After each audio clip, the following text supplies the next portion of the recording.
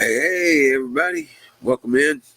Welcome to the game. The Great American Experience happens once again. I'm the Wizard of Oz. This is not my show. but let's do this.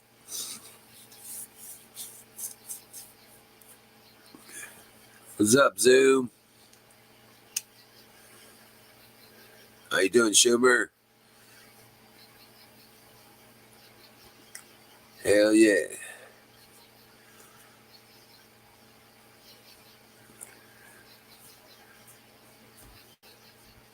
Princess is here. She says hi. Yeah. She getting so big. Just a great big old puppy.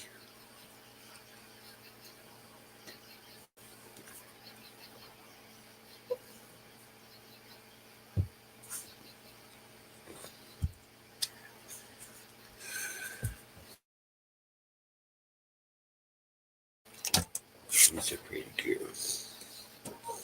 Oh. Yeah.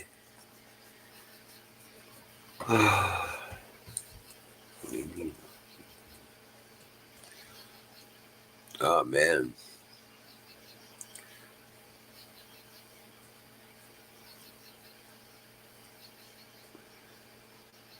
Nightingale, how you doing?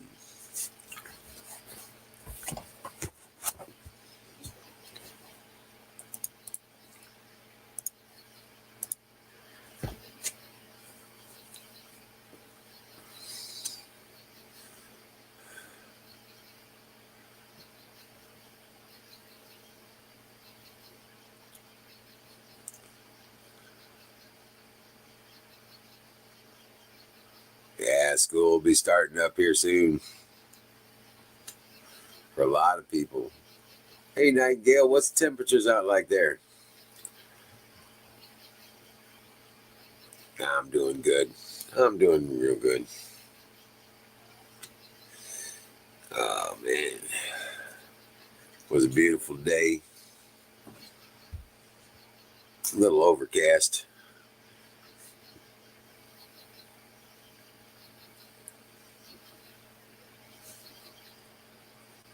That's good. Just keep it clean.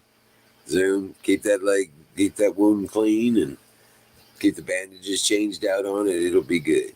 It'll all heal up.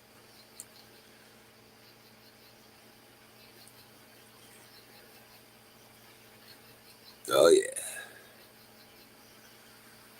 Yeah. The Cheney crying in her beer.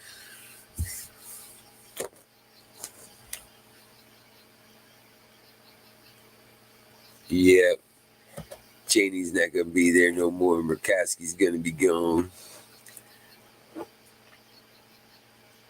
Yes, yes, I know.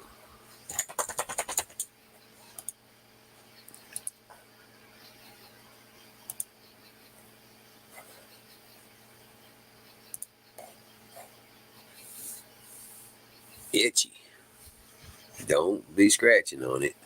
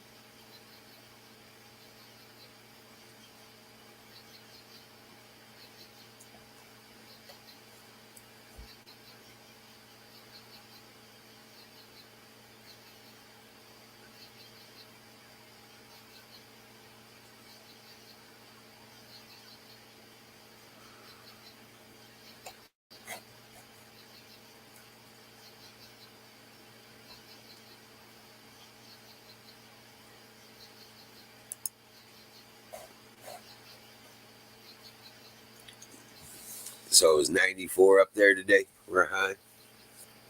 San Diego. That's not so bad, I guess. I'm just grateful.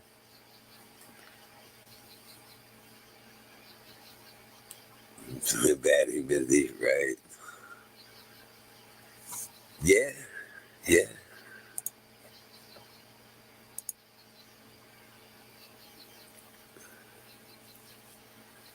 Right now it's 66 degrees. It's going to get down to 58 tonight. Man. And we don't, at least in the forecast, I don't know how much you can trust that, but the forecast says for here in the Ozarks that we're not going to get above 85 for the next 2 weeks for high temperatures. So, yeah, I'm like, I'm getting a lot of shit done. I'm getting a lot of stuff taken care of. Hell yeah.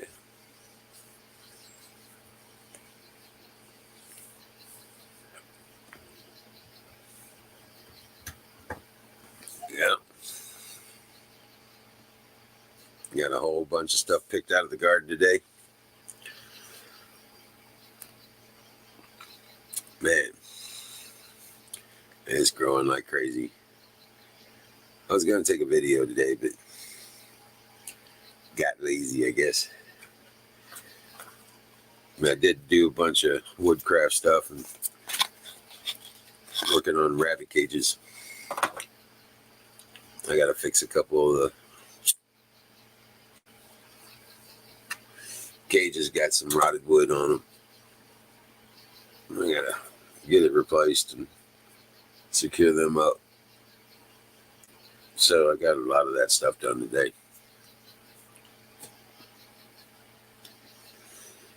Yeah, it could be worse, right? But hell yeah. Let's see here.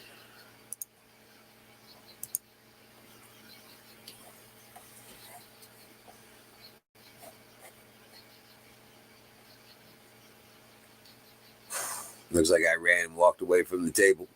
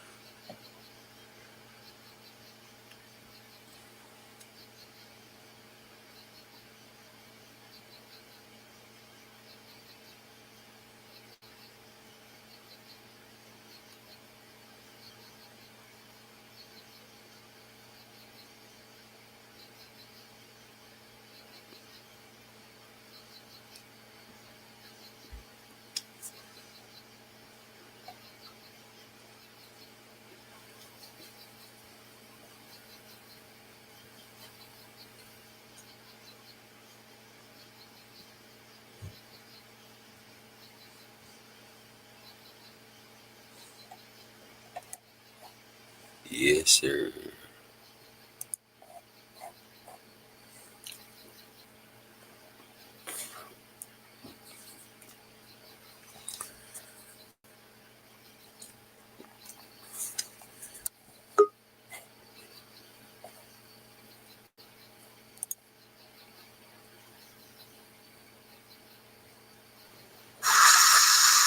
Hey, what's up, brother? What's up? Fire in the motherfucking bowl. Oh, well, let's see what I got here. Yeah. Yeah, there's still some in the bowl. I got some train wreck in the pipe.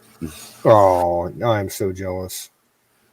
I love that. I love that shit. That's like on my top 5 list of favorite smoke. Yeah, Yep. that's some good stuff, man.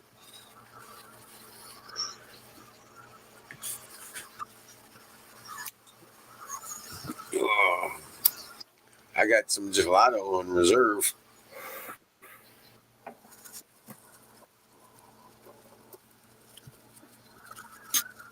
Man, I can't wait till harvest time, man. Kosher Kush, Marley's Gift, some Gorilla Glue. Hell yeah.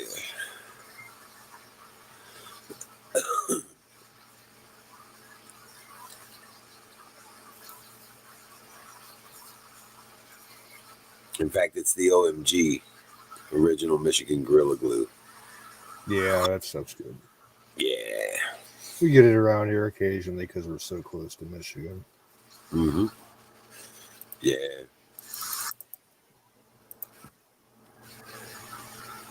Man, I ended up with about the same number of plants as I grew last year after the males came in and stuff like that. Yeah. But the plants are so much bigger. Got some really good advice. In fact, with Hawk. Hawk gave me a bunch of advice, and I've been following it. And You're man, muffled, man. I can't hear you. oh, okay. Do you hear me now? Yeah. All right. Yeah, I'm getting used to this new microphone. It's not as good as the one on my other laptop, but yeah.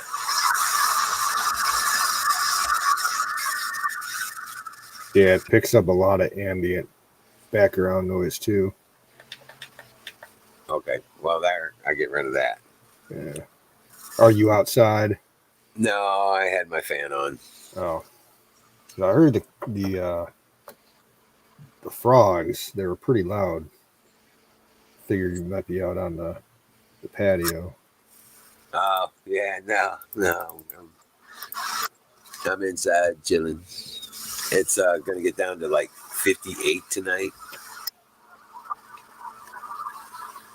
It's like, damn, it's going to get cold. I'm thinking close the window. But yeah. I don't know what it's going to do tonight, but I know tomorrow it's going to warm up a little. They're saying like 80 degrees. My neighbor's going to let me borrow her mower, so I'm going to get the grass done. Rock on.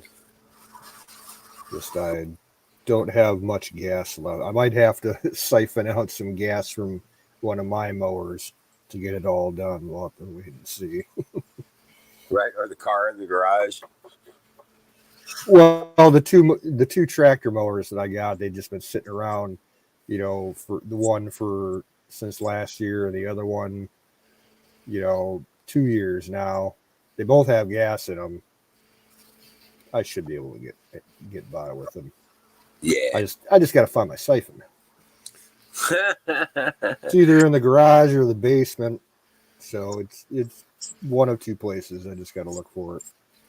Well, if you've got an air compressor, you stick the hose in the tank, then you take a rag and you close the hole up and stick the air compressor nozzle in there and pressurize it. It'll push it out.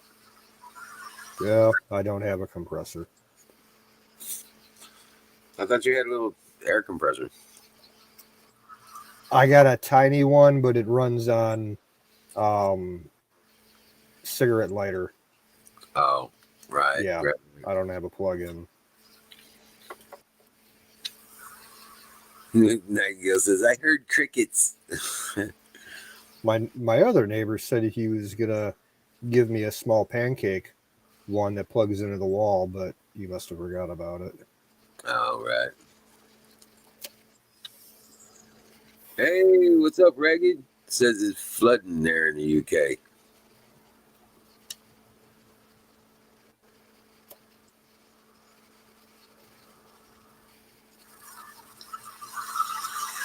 But yeah, no, it's going to be beautiful the next couple of weeks, which is really strange for August.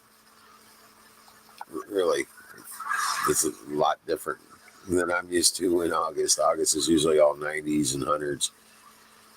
Yeah, my weekly forecast says daytime highs of upper 70s to 80 for the next week, with only like 1 or 2 days of chance of showers.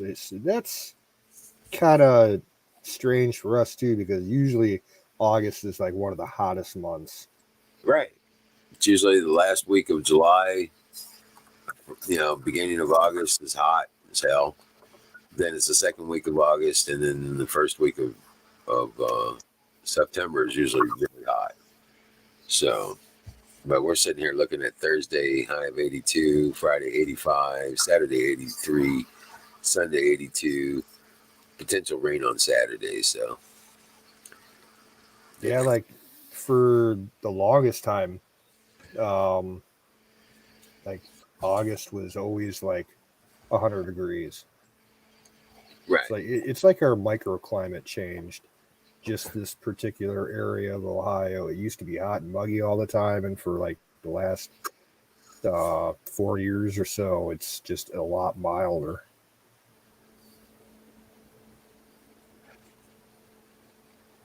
Yeah, we didn't even have last year. We didn't even have a day of 100 degrees. We got close. We didn't have 100-degree days last year, but this year we've already had a couple weeks of them. That was June and early July. It's crazy.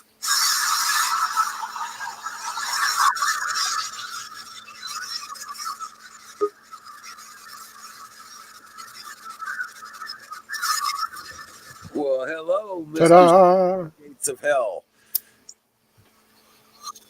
You summoned me from the gates of hell? Is that what I heard? It's coming to us straight from the gates of hell. Right. 1,000 degrees. Yeah.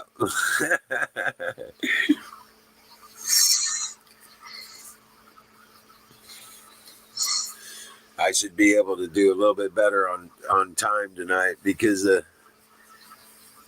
we had sun. We had quite a bit of sun today. Had some overcast, but yeah. We had a lot more sun today than we did yesterday. Dude, I was praying for some overcast today. Couldn't get it to save my ass. Oh, wow. 109. I finally got all the boards ready to go up and everything's ready to go, and I can only spend 10 minutes at a time outside in that 109 shit. So Right. I got a grand total of 2 boards up today. That's okay. Progress was made. It's all right. More progress will be made tomorrow. It's just not fast enough for me. That's all. I know the feeling, brother. I know the feeling. Yeah. See, Hey, Nightingale. Go ahead. I'm sorry. That's the kind of shit that I would hire out like some neighborhood kids to do. Dude, there are no neighborhood kids anymore. I mean, yeah, because you said I'm a that fan. your neighborhood is mostly retirees, and Pretty much. Yeah. Yeah.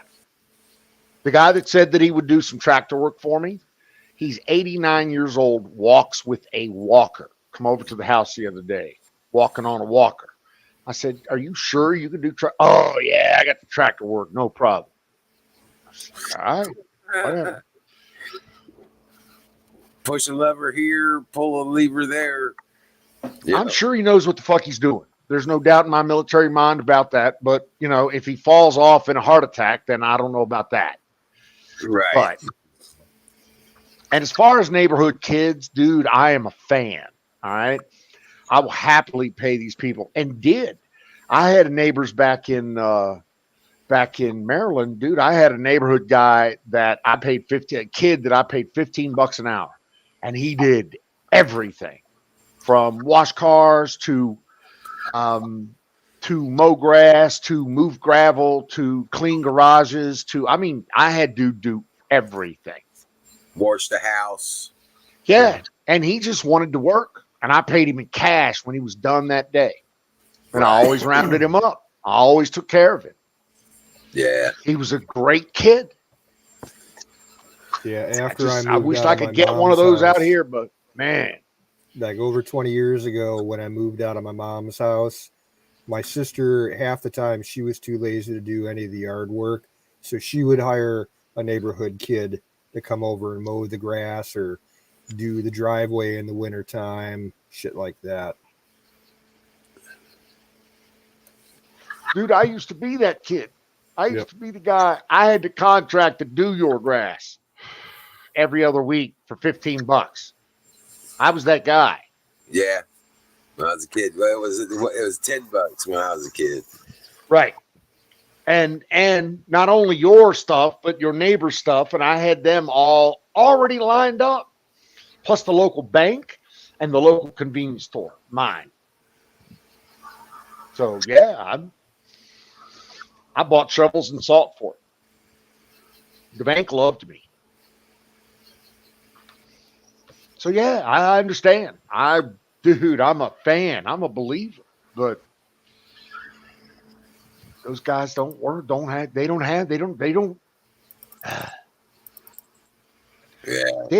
it anymore. The kids don't exist. And B, if the kids exist, they don't give a shit about your $10, $15, $20 an hour. Right. They don't care. They're getting stimulus checks for nothing. Look at allowances. So no, I can't. I put a thing out in the local fucking what's it? The wife does it. The local bulletin board. Labor, $15 an hour. Crickets. That's what I get. Well, My next move is $20 an hour. That's all I can do. Yeah, but it ain't like you got a lot of grass to mow out there. Well, you're right. I got nothing. But I got some holes I would like dug and some concrete I'd like mixed.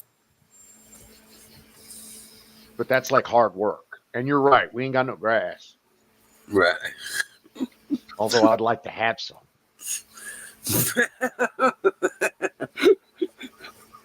You gotta get topsoil in for that.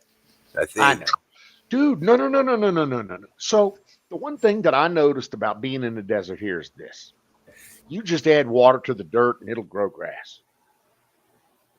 So we would, I have, when we were boondocking on the RV or when we were RVing full time, I connected a hose from the RV to the local spigot. And that hose would sometimes be there for months at a time, literally. And it would get condensate on it. And the condensate would then go to the ground. So when you looked at that hose 2 weeks after it was there, grass is growing under that hose. Oh, wow. So all you got to do is throw water at it and grass will grow. I've learned that about the desert. All you got to do is throw water at it and the whole motherfucker will grow. Oh, wow. Well, sounds like you got to put a sprinkler system in. Well, I have that, and I could, and I should, and I probably will, but it's going to piss off the local. It's going to piss off the neighbors. Why? So, well, because everybody's in a water conservation mode. Everybody's worried about the water rights and aquifers and this, that, and the other thing. It's a big thing around here, huge. So if I get all conspicuous consumption on them, right. You know, hey, I got a fucking flooded up water. I got the only green spot in an otherwise, dirt poor brown fucking. And I don't know. I mean, what happens? Do the locals throw up in arms? Or, I've already heard them say they're all extremely sensitive about water. Extremely sensitive. My neighbor thinks that I should put a meter on my well. And I told him, I said, you're on crack. He says, but the law requires it. I was like, okay, let me look into that. Turns out the law does not require it. Oh, all right. So, whatever. That's fine. That's fine. I'll manage my own way here. I've done good so far. Right. Lived in that region. I'd have a rock garden with cactus. You know what? I had that discussion with my wife last night. And she says, I've seen some of these cactus gardens and they're just gaudy as fuck. Which I kind of have to agree with her. Too many cacti in one area. Now, if you're talking about these little, if you're talking about like roadside cacti or not high density cacti, in other words, just standard desert fauna and flora, Right. you should be that looks good. I like that.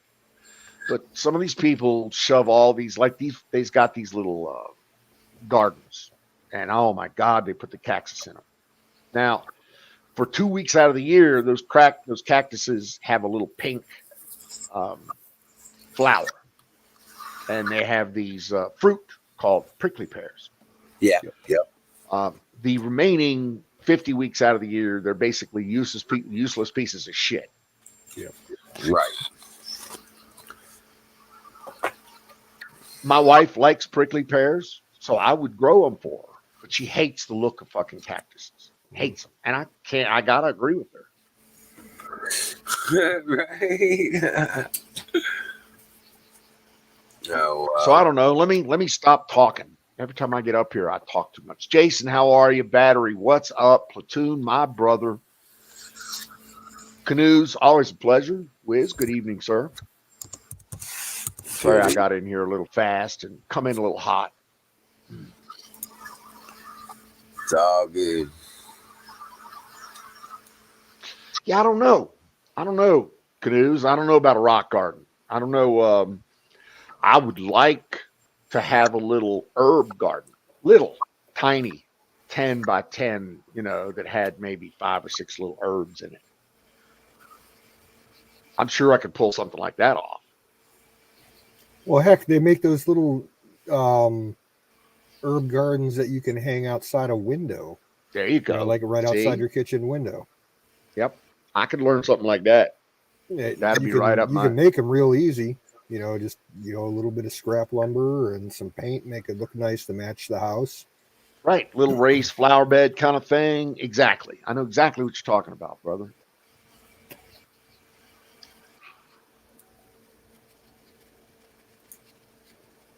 Fire in the ball. You gotta call that. Dude, I keep forgetting you people are there.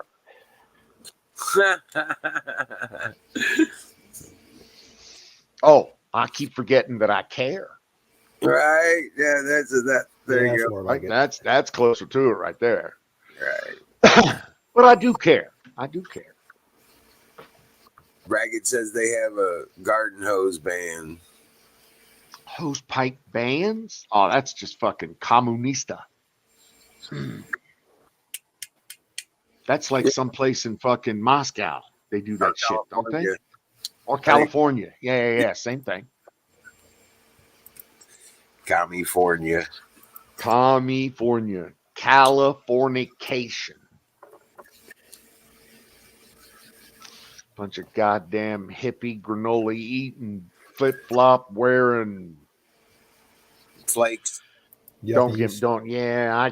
I got a long diatribe about what they are, Yeah. and I will offend everybody in chat and all of you guys and 50 people that we don't even know yet. So I'll just shut up. Probably get us banned. Hawk. What's up, Hawk? Fire in the motherfucking bowl. Absolutely. We was just doing that.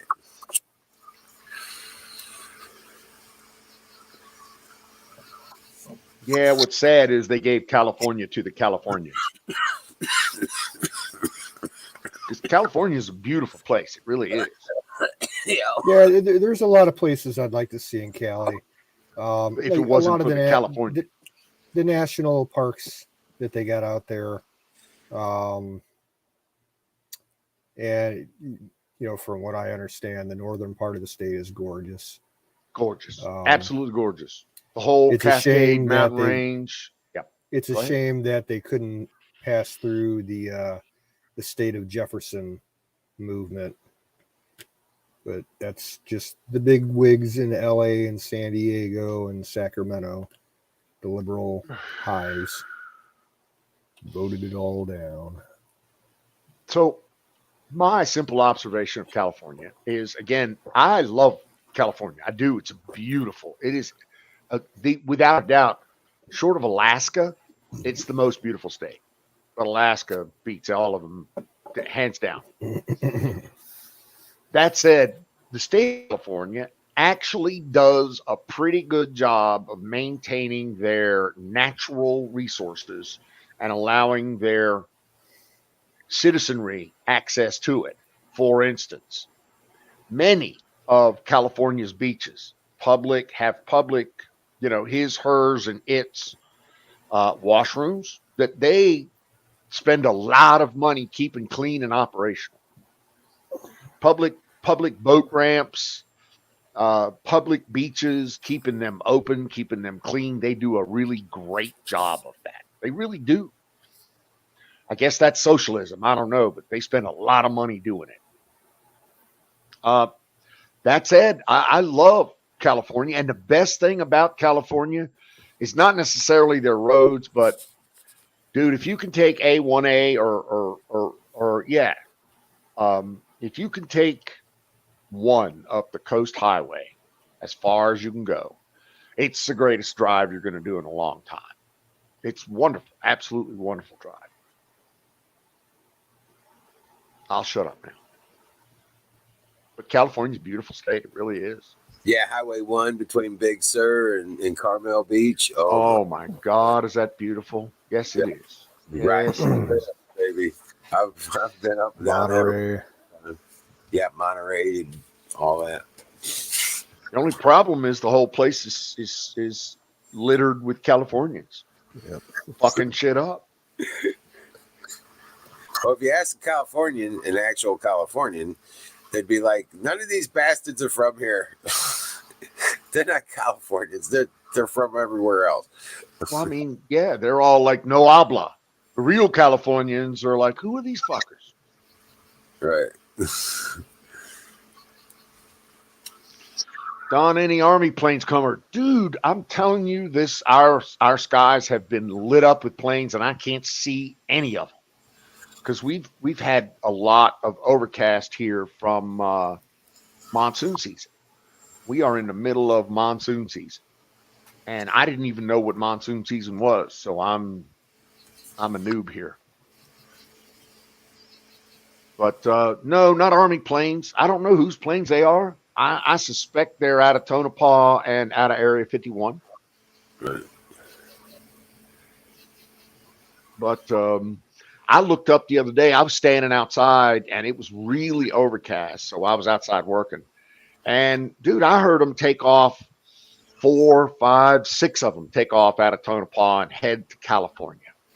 And I know the path that they take because I've seen them do it, but I couldn't see any of them because of the cloud cover. Oh, wow. Right. But I could hear them. Wow. No, these are not airlines. No. I'm 100 miles north of the closest commercial airport. No, he's talking about that Janus Airlines that flies daily between Las Vegas and 51. Oh, okay. I'm not aware of it. No, sir. CIA contracted flights. Ah, okay. Yep. Air America. You got it. Yeah, there you go.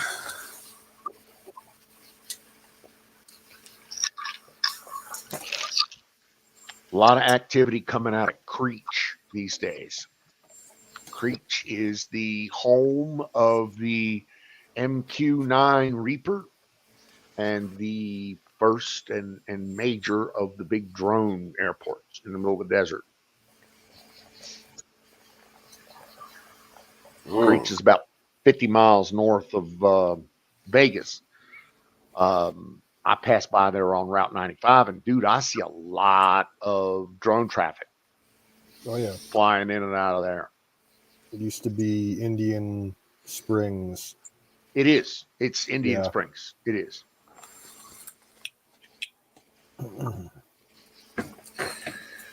There's Indian Springs. There's Cold Springs. There's a couple of different springs there that I really don't know if there's actually any water, but could Right. be.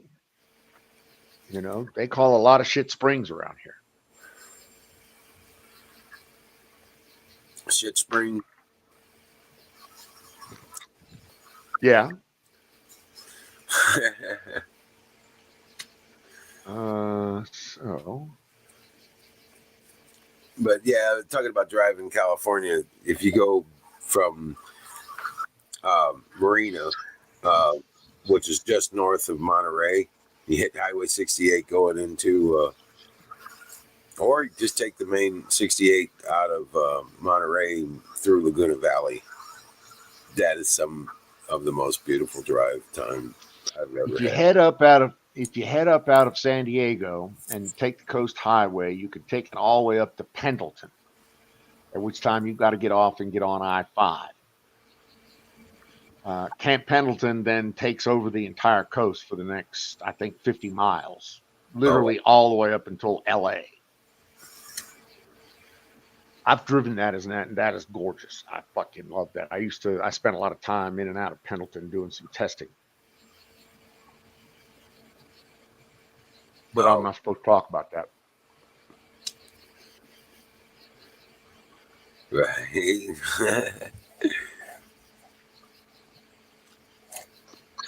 I drove some in Germany too. It's pretty cool.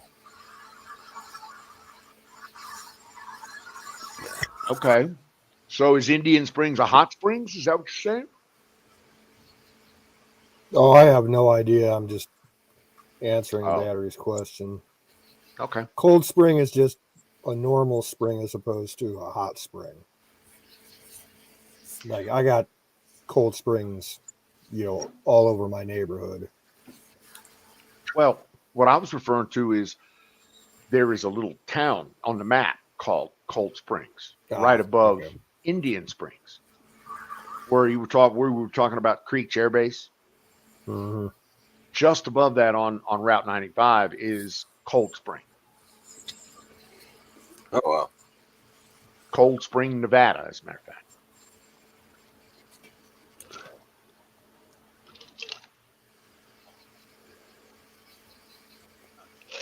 Hey, Sheriff Hector, welcome in. Sheriff!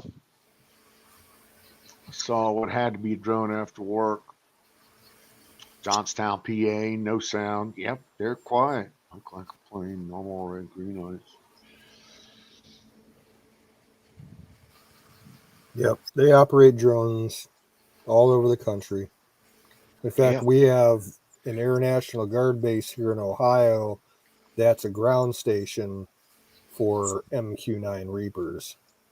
And they'll occasionally have one or two fly in and use the ground facilities there, but they're all, the base part of the airport is basically, a truck dump.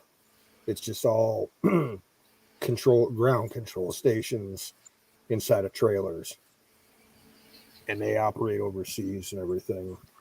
There's a bunch of bases that do that shit all over the country. Yes, there is. And they drop those little containerized, control boxes all over the place. Yep. The MQ, they're sending a lot of MQ-9s to Ukraine. Yep. They're actually looking to divest of all the original Predator drones because they're considered such old technology now. They've been in operation for over 20 years. So they got so much cool new shit. Oh my God. The virtual wingman, the virtual wingman,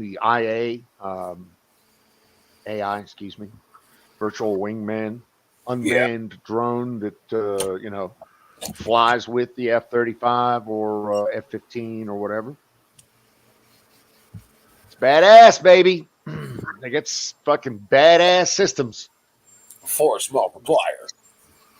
Well, I mean, the Japanese J-10s want to get some of this, then they're going to get eaten alive. Really. They're just going to get destroyed. And it's going to be wonderful to watch. I'm looking forward to it.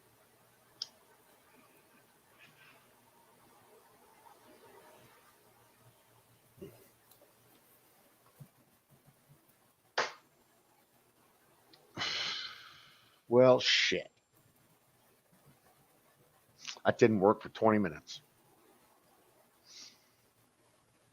Air conditioner's not working.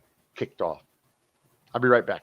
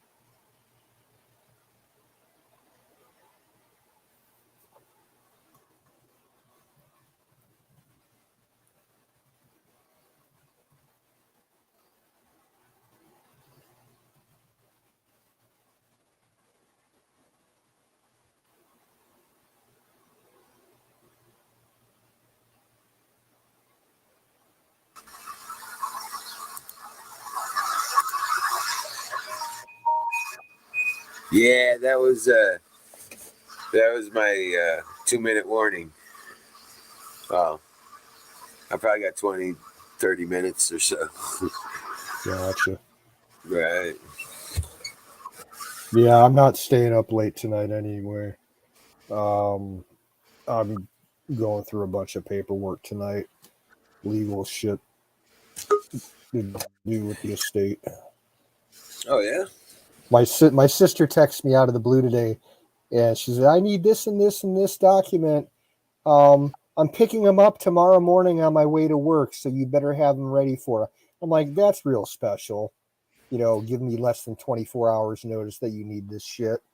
Oh right. I'm like, "Yeah, fucking thanks."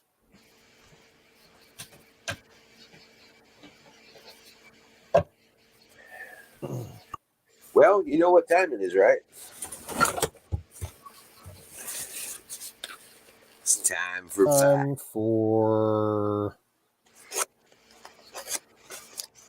I don't know. Time for pie. Time for pie. You bet. Tonight for me is going to be time for God, what was I going to make? I have it sitting out in the kitchen right now. Oh yeah. Hush puppies. I'm going to make some fucking hush puppies tonight. Oh yeah.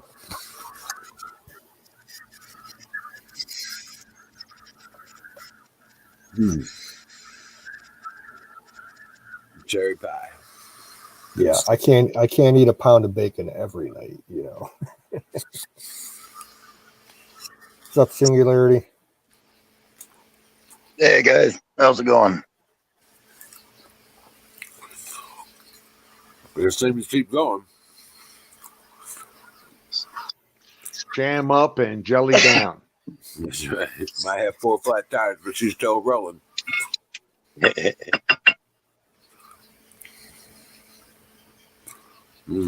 Yeah, my dinner last night I haven't made it in a long time. It was really good. I did grilled cheese sandwiches with tomato soup. And I'm like gathering up all the ingredients I need, and like I prefer the soup, the tomato soup that has the rice in it, but I only had the regular tomatoes, so I had to, make up some rice to put in the soup. And then I go to make the grilled cheese sandwiches and realize I don't have any fucking bread, so I made them out of hamburger buns. Worked just fine. There you go. Nothing like a make do. Mm. At least you had actual bread. The last grilled cheese I had to use a taco, I think it was, or a fucking tortilla, excuse me. No tortillas. You had a cake. Well, I had bread in the freezer. It was too late to thaw it out. I don't like defrost it in the microwave. That just makes it mush. Mm-hmm. But I had good hamburger buns still, so they worked just fine. Mm. Hey, Sing, how's the concrete business? Yeah, doing pretty good right now. Staying pretty busy. I didn't go in today. I had doctor's appointments, and I guess I can't go tomorrow either. So appointments did not quite go as planned.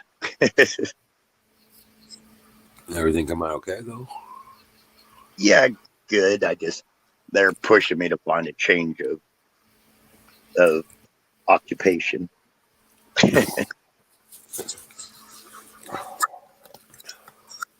Telling me to quit being intellectually lazy.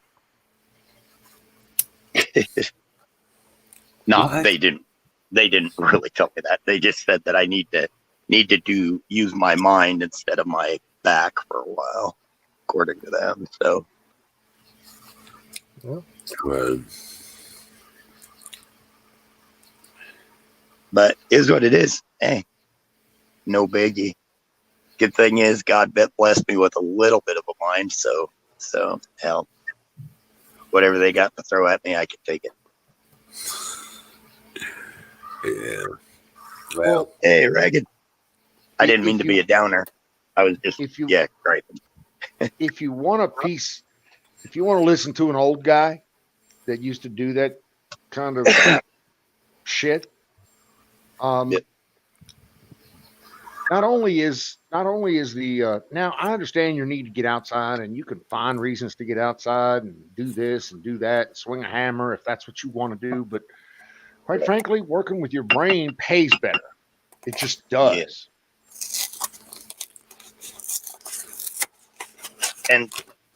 And I admit that I've been lazy on that path. I've always tried to do jobs. Jesus, why are you not? Construction consulting. Why don't you own your own concrete truck business? I mean, I know you own your own business. I know you're entrepreneurial. I know you got the drive. I mean, but, put your brain to it. Stop using your back. Hire some help. Yeah. Train some youngsters. Pay them nothing. Beat them profusely about the head and shoulders. promise some raises. Feed them. Yeah, feed them nails and gunpowder. Around here, the good news is a lot of them are already fed nails and gunpowder. So, yeah, and I am. This time I'm taking it seriously, and I'm using, And I know that I've got the job doing R&D again if I want it, so thinking about possibly that. You ought to be there. I hate you should be there. work. Yeah. You know what? It's not, listen, stop looking at it as office work. You have to look at it as I can go in there, sit around for 4 to 6 hours. You're not locked in there. When you're the consultant, right. You get in there when you want, you leave when you want. You're not the employee. You're the fucking, you're the boss. You're the talent, the way I always looked at it. I'm the talent. Right. Without me, nothing happens around here. You can have the business guys, the VPs, all that's great. Wonderful. We need those. But I'm the guy to get shit done. In the R&D department, you do get away with a lot more than other people do, but it's harder for them to find apparently R&D people, especially ones that they Yeah. like. So you'll be able to come and go as you please. You're not locked into a dude. Let me tell you about locked in. Okay, I used to commute from Maryland up to NSA at Fort Meade, and I did that for quite a few years. And that Right. commute was an hour and a half one way on a good day. On a good day. On a bad day, don't even ask. It would go to 3, 4, 5 hours. And when it rained, you ain't getting home. You ain't going home. Yeah. But that said, that's locked in. I had to show up there every morning before 8 a.m. because my Right. shit hit the fan at 8 a.m. every morning. So if I'm not there, and then 5 o'clock, I'm locked in till 5 o'clock, and even beyond that. But that's locked in. That's fucking office work. That was, dude, I'm in a skiff. So there's no windows. Right. None. And the cool thing about R&D is a lot of it you can actually just log on from home and do the research and the development part, and you didn't have to be there unless you were working on an active prototype, which is kind of cool. I've been working from home for the last 6 years. Love it. Changed my life. Now that I don't have to commute, fuck commuting. I'll never commute again in my life, ever. So Right. that drive to Fort Meade, did you have to take the Beltway for any of that? I took the Beltway for all of that. Some of it, okay. I would come up 5 from Clinton, get on the Beltway there at 495 at Clinton, and roll around to Interstate 95 and State Route 95 and take that north to Fort Meade on the way to Baltimore. Yeah, Fort Meade's about I've 20 miles I've south been to of Baltimore. DC once for a family trip years ago, and Yeah. that Beltway traffic was, to this Oh. day, probably the worst traffic I've ever seen in my life. Outside of Toronto, Toronto is really bad too. Toronto I'll be right is back. really I got to bad. turn the dogs out. Yep. Like But we got I've stuck been- in rush hour Right. on the Beltway. Dude, I'm Me, sorry. my sister, my mom, and my grandma, and my mom got so freaked out by the traffic. Like the drivers, you know, they understand how to deal with the Beltway, and they don't have any, sympathy for tourists. And my mom got freaked out so much she wouldn't, she was scared to change lanes to get off the freeway, so we could get to Arlington for our hotel. So she just stayed one lane, and she ended up circling DC 3 times before she got enough courage to 3 change lanes. times? 3 fucking Holy fuck. Yeah, we I mean, circled dude, I've DC heard of 3 one. times. I've My heard of mom one. was I've heard not of a people good doing the driver. one because they can't get out of the lane. So they'll circle. They'll literally circle DC and on the Beltway. Yep. I've seen it. 3 times though I've not seen. Yeah, and my grandmother's like in the front passenger. She's like, Barb, you need to get off. I gotta pee. My sister's all like, I am hungry. And I'm just sitting in the back seat reading a book. I'm like, I don't care. I tried to do it in an 18-wheeler. Yeah. You basically got to push cars out of your way. Yeah. Oh, it's a dog eat dog world, and you're in milk bone underwear, brother. I know, right?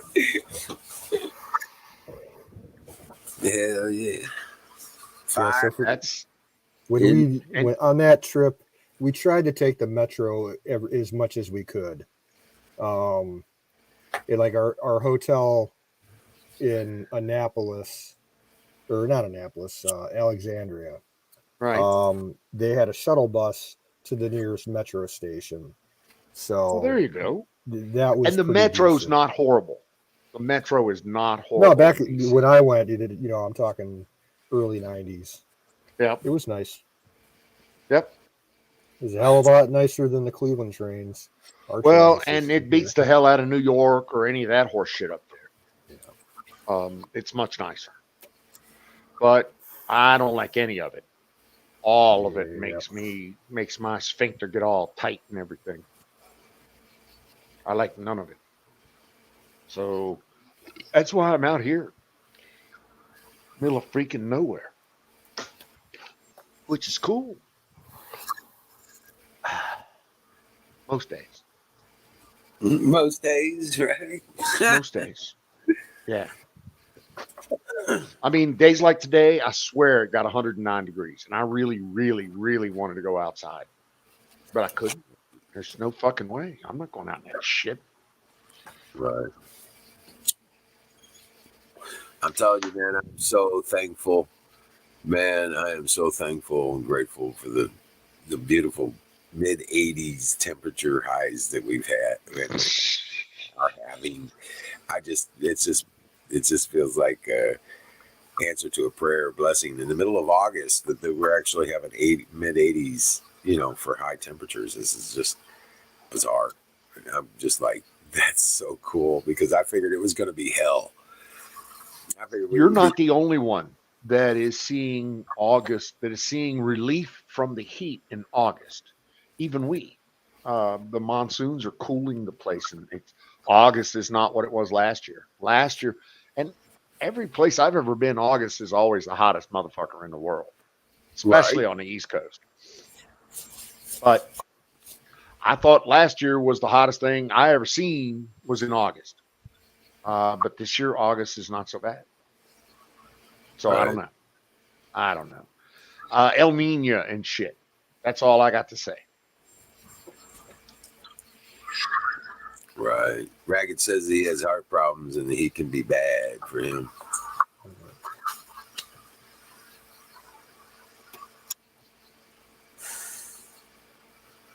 He's everywhere with a wet towel draped over him.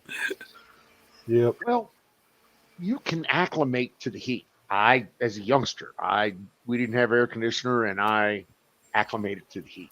I would work outside in all of this, and yeah, it was hot, and yeah, it was fucking hot. Yeah. The heat didn't bother me up until like I was in my mid-20s. Yeah, when I was a teenager, like high school age teenager, in the summertime, like I fucking rode my bike everywhere.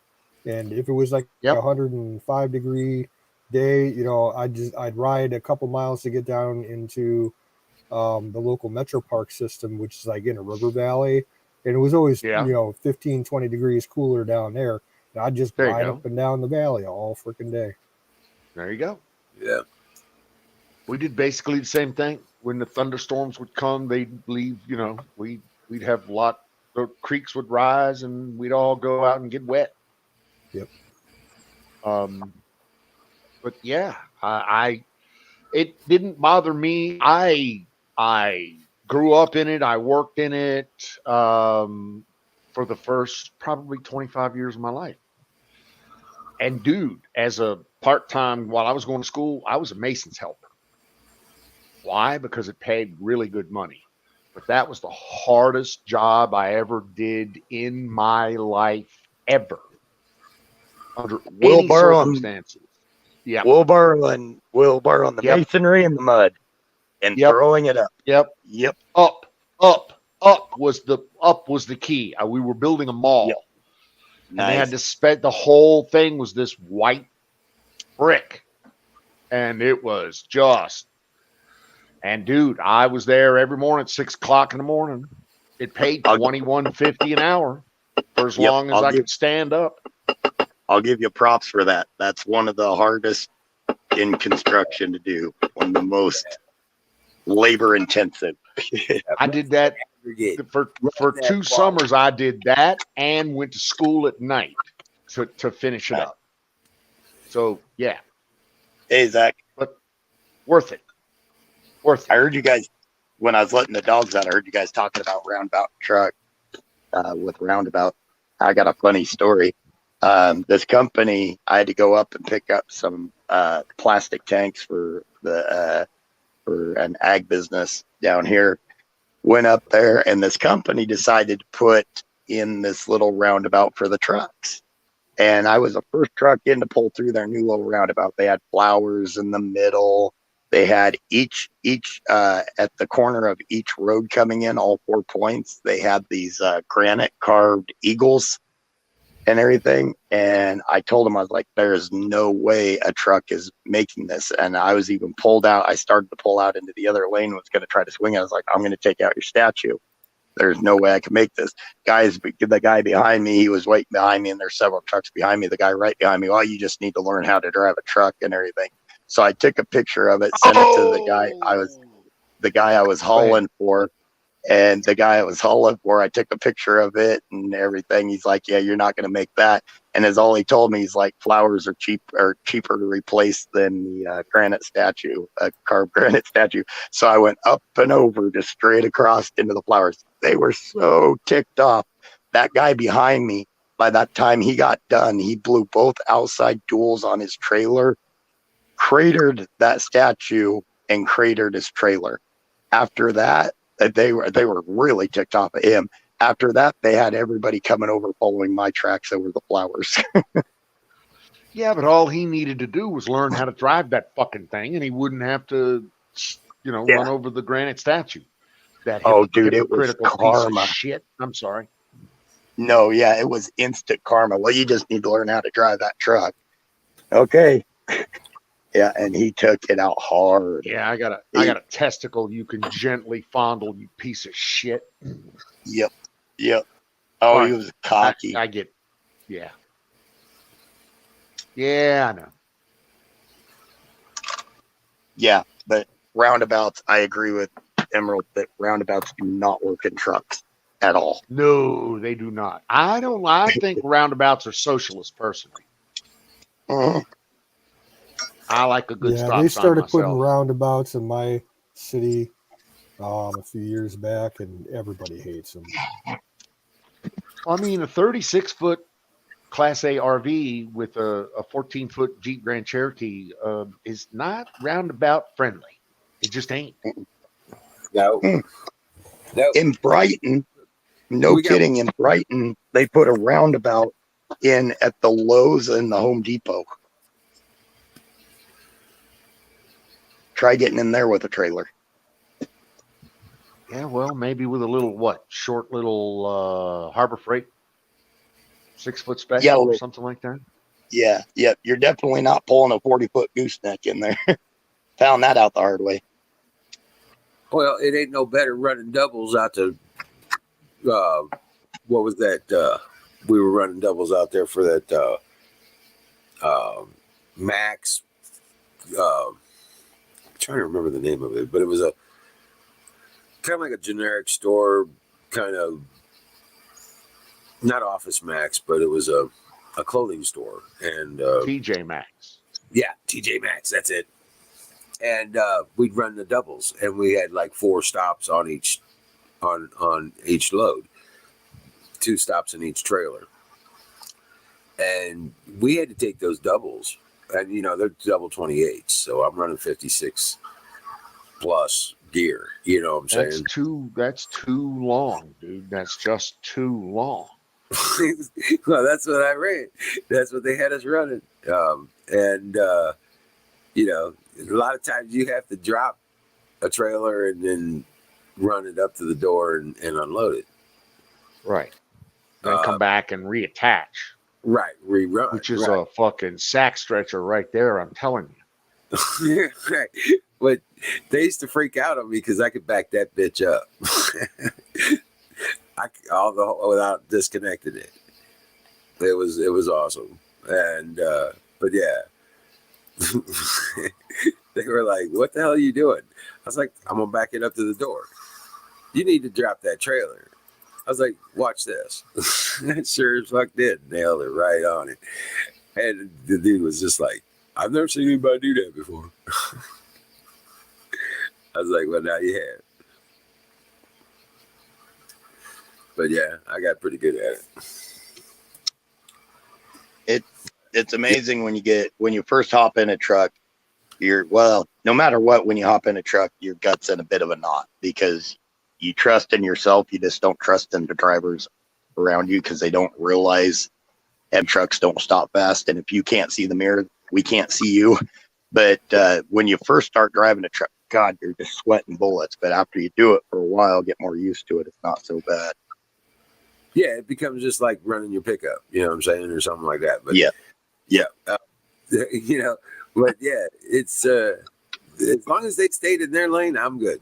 As long as they stayed where they were supposed to be, I'm fine. You know, I'll figure it out.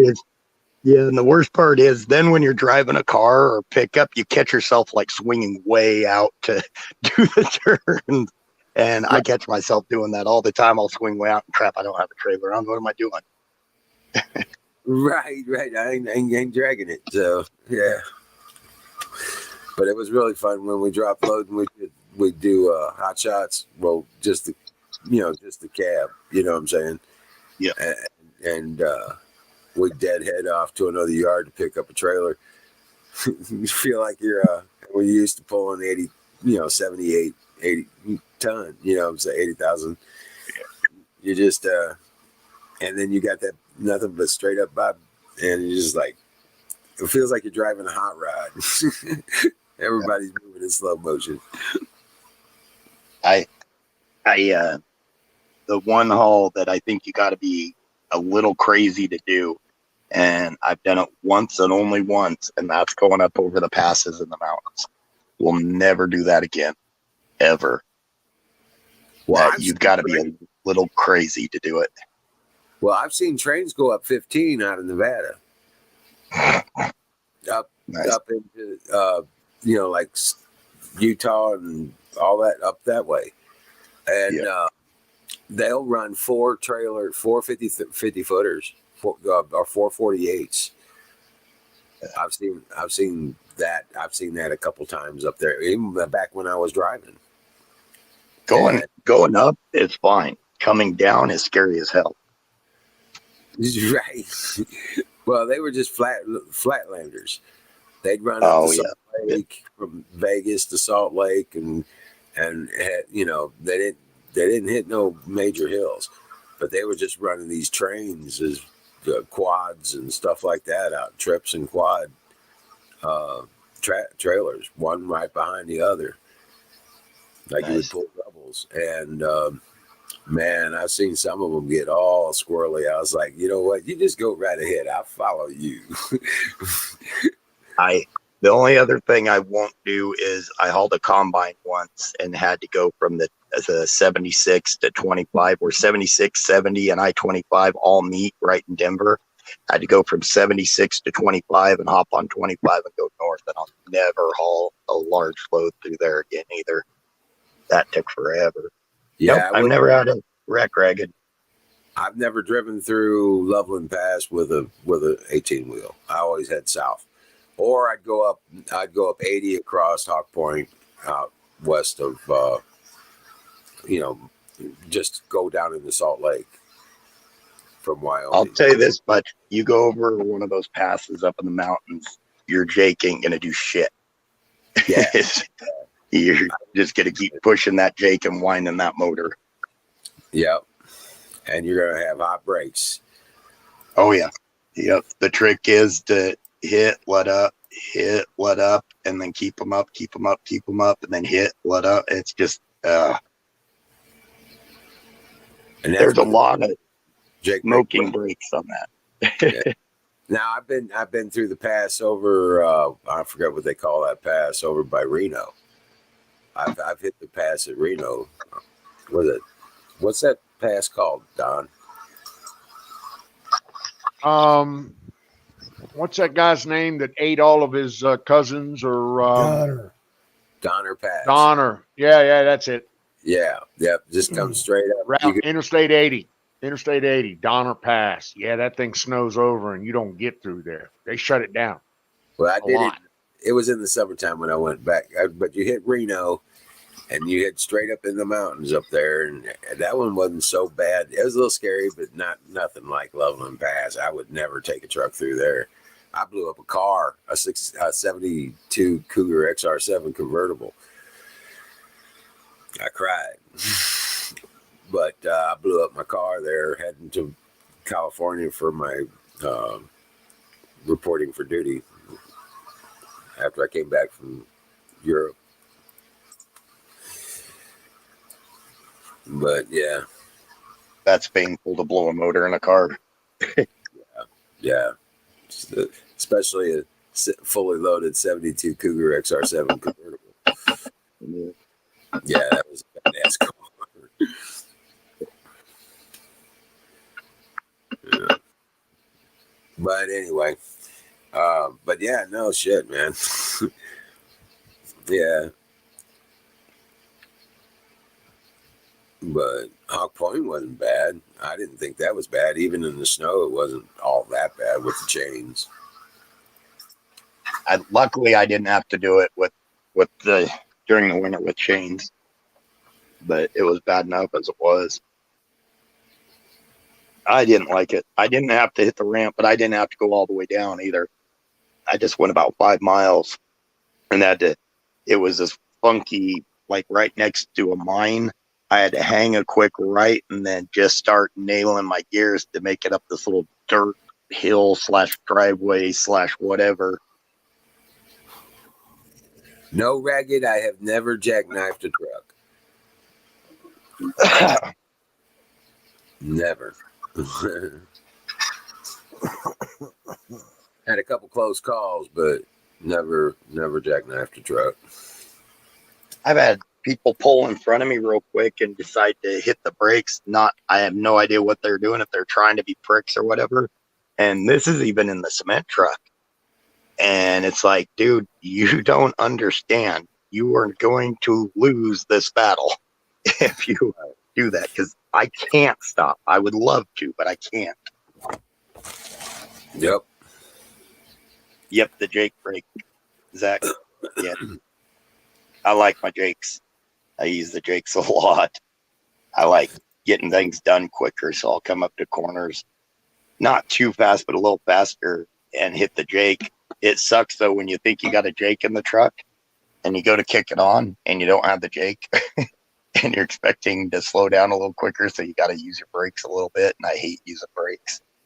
I'd use the gears. Yeah. That's the one time I'd use the clutch. Man, you can downshift from a pretty good RPM without, though. But those Macs, they don't have as much compression, or the back pressure and the compression as like a Cat or a Detroit or a Cat or a Cummins. They're kind of more like a Detroit. Oh, really? Yeah, they don't like to slow you down with the motor. Matter of fact, even if you got a little bit of a decline, it'll wrap that motor up. Well, yeah. Now you got a Cat or a Cummins in there, and yeah, they'll pull down pretty good.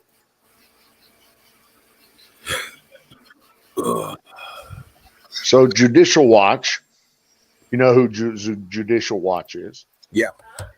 Yep. Sent me the 2022 National Illegal Alien Election Impact Survey. And I'm like, well, holy fuck. What are the percentages? I have no idea. No idea. None. I haven't even looked at it. Let me see.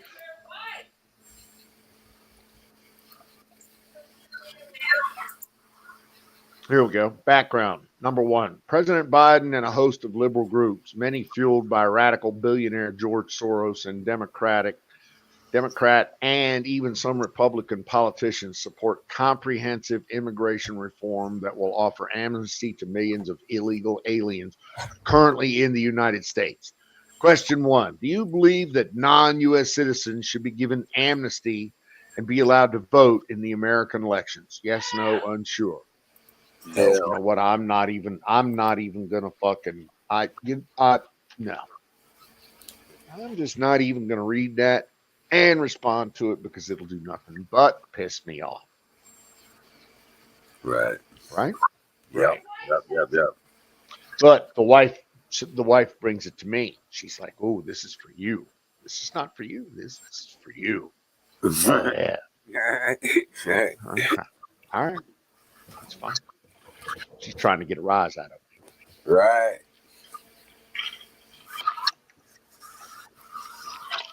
Okay, I've got a story for you guys. Oh, okay. Is this a I real no saw shitter? this supposedly. Okay, you guys are familiar with the TV show The Deadliest Catch? Yeah. It's We that are. Alaskan king crab show.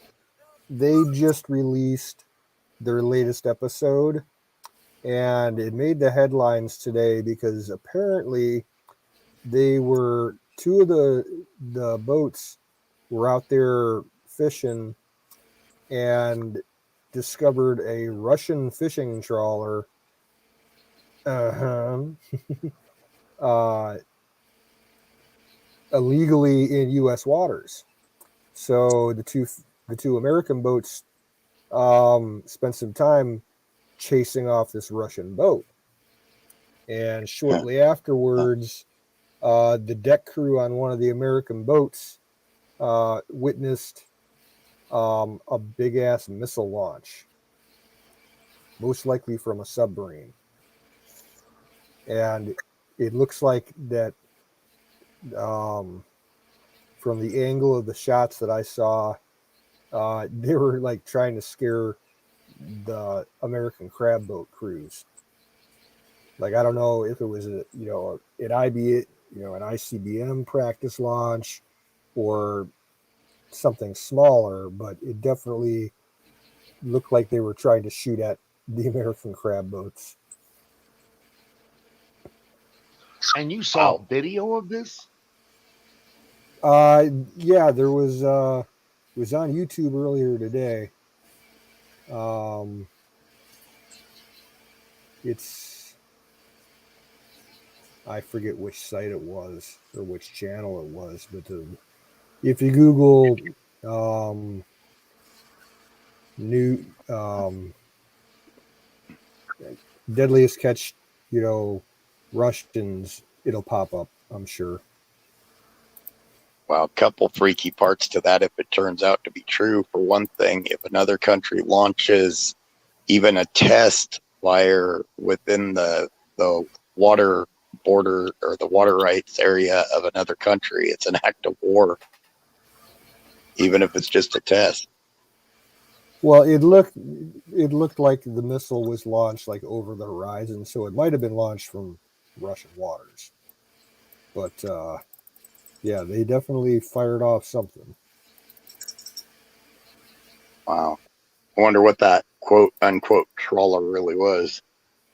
Well, 99% of the time, Russian fishing trawlers are not fishing trawlers. They're like spy boats. Intel boats. Basically, the scouts. Yep. They're scouts. Okay. So they may have been trying to warn off the American boats because they had a secret test scheduled or something.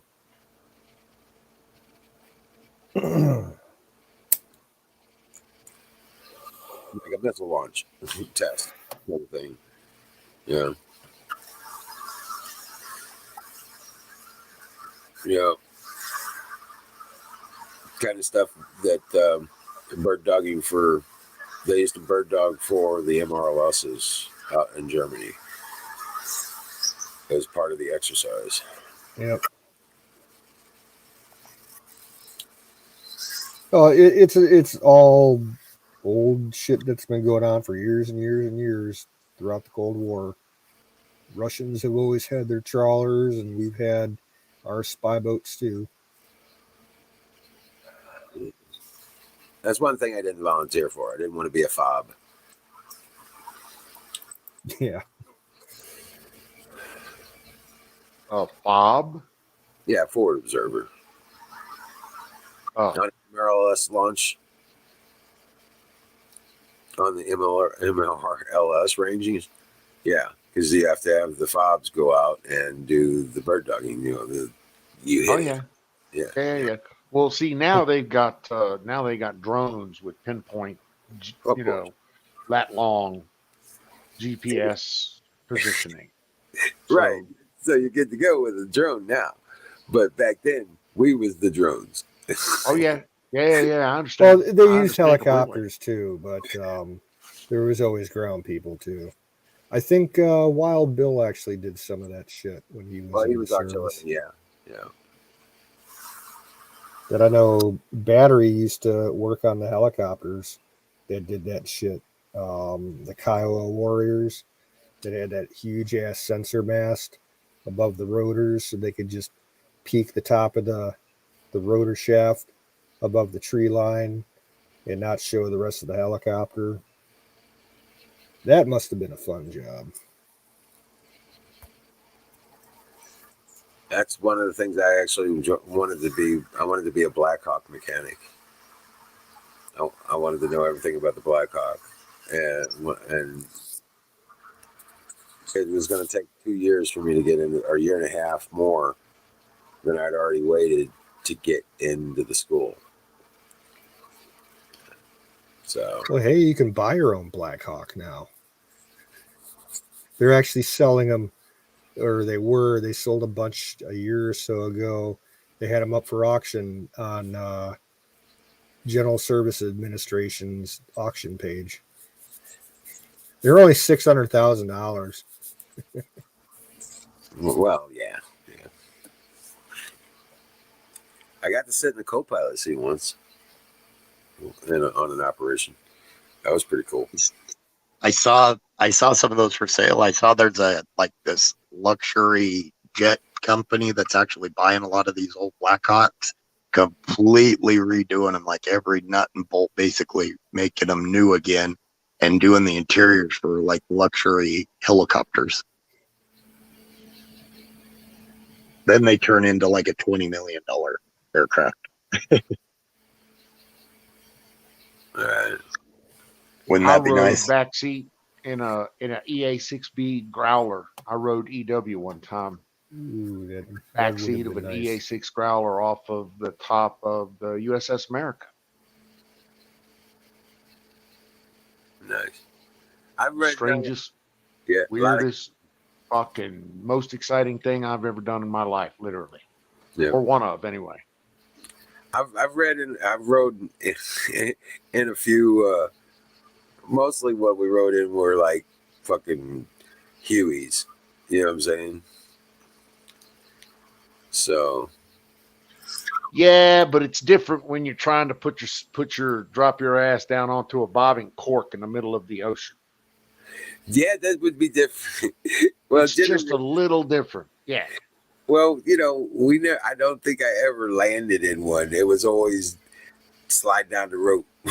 Yeah, that's all you get. That's all I've ever gotten. Right. You don't get to, no, they don't put it on the bottom. They don't put it on the fucking fantail. They'll just hover 6 inches or 3 feet or 12 feet or whatever off of the top of it. And all right, this is your stop. Push you out the door. Right. So I got a question for you guys. You guys are all up on your Navy stuff and whatnot. They always say we've got 11 carriers, and every other country they include attack, helicopter, and their main carriers. We've got 11 main carriers, but how many attack carriers and how many helicopter carriers do we have? The way it sounds, None of those are helicopter or light attack carriers. These are main battle carriers, complete with both steam-driven and electromagnetic catapult and propulsion systems. right. I think 75% of them are nuclear-driven. As a matter of fact, I think all of them now are nuclear-driven. No, we have 15 main battle carriers. The rest of the smaller transports, the vertical takeoff and landings, the VSTOLs, the helos, the LHAs, the LPDs of the world, those are all completely separate animals. Japan has a lot of those because they can't have carriers. So they have a shit ton of these light carriers, like little light flat top decks that they launch both V-35Cs off of or F-35Cs off of because they're Right. VTOLs and helos, all manner of different helos. Yeah, So, and those Japanese ones are mostly brand new. They've been exactly. quite a few of them this past 10 years. They have. Their shipyards have been busy. Yes, they have. Yeah, and these are the kind of carriers that are like the one that burned up in San Diego last year. That's an LHA. Yeah. That's a light helo attack or old school LHA. Yeah, it's a flat top, but it's exclusively helos. And now with F-35s being VTOLs and all new, 5th gen and 6th gen fighters being short vertical takeoff and landings, they're kind of blurring the lines, especially the Japanese. The Japanese are putting those VTOLs, those F-35s on those short decks, and they're killing it, absolutely killing it, doing a great job. Does that answer your question, or did I just ramble on too much? No, that answered it. And didn't Trump open it up to where Japan was able to build a certain amount of carriers? Not to the size comparable. Like what we have now, our main battle carriers, they're considered super carriers. And Right. Japan is still not allowed to build that size. Nuclear. It's just they can't be. They're so totally and rightly so. They're Hey, Shaw. totally anti-nuclear. I did see the comparisons on the China versus the U.S. and China's are actually based on what the U.S.'s were in the 70s and 80s. They're still way behind us on a lot of that. Their first carrier, the Liaoning, the one that's the only one that's operational right now, from the Ukraine. Is bought from the Ukraine. Exactly. It is the old Kiev. Literally, it's the name Kiev. Yep. I've seen that vessel in the Mediterranean twice. It's old, big, but it's old. And they have a shitload of trouble with it. Their Type 2, their second carrier, is an almost exact replica, complete of the Liaoning, complete with ramped takeoff and no catapult. Their third carrier, which is being built right now, is the first that is a complete flat top, has two catapults in it that are electromagnetic.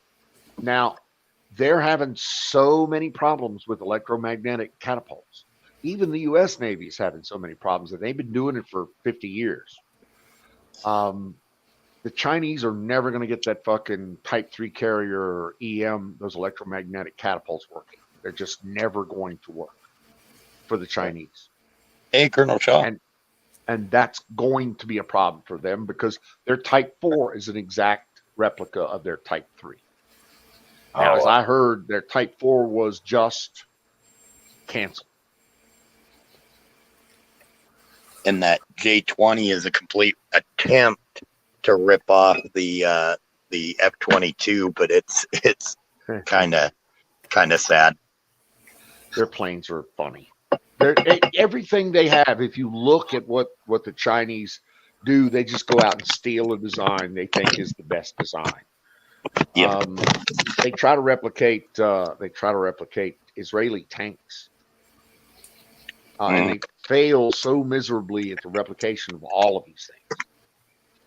So nobody's really, as much as everybody says, well, the PLA has, the Chinese have a brand new this and a brand new that and big numbers and 5th gen and this, that, and the other thing.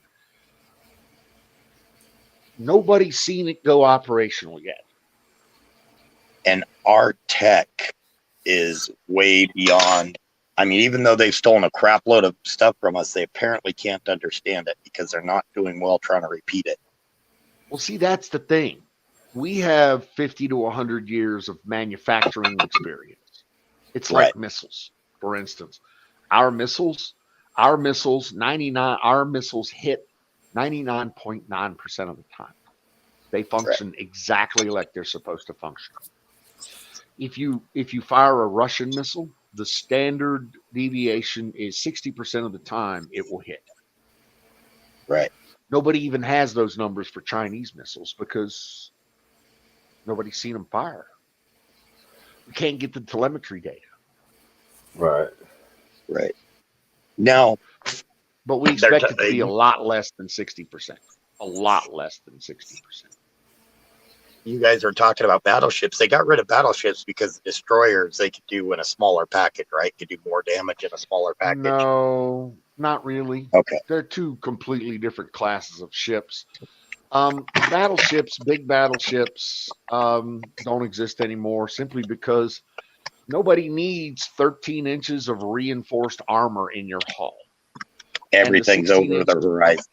It's all missiles now. It's all high tech. And as much as you think you want to, I don't know, turn high tech on a 16-inch gun, you got a 13-mile range. That's it. Yeah.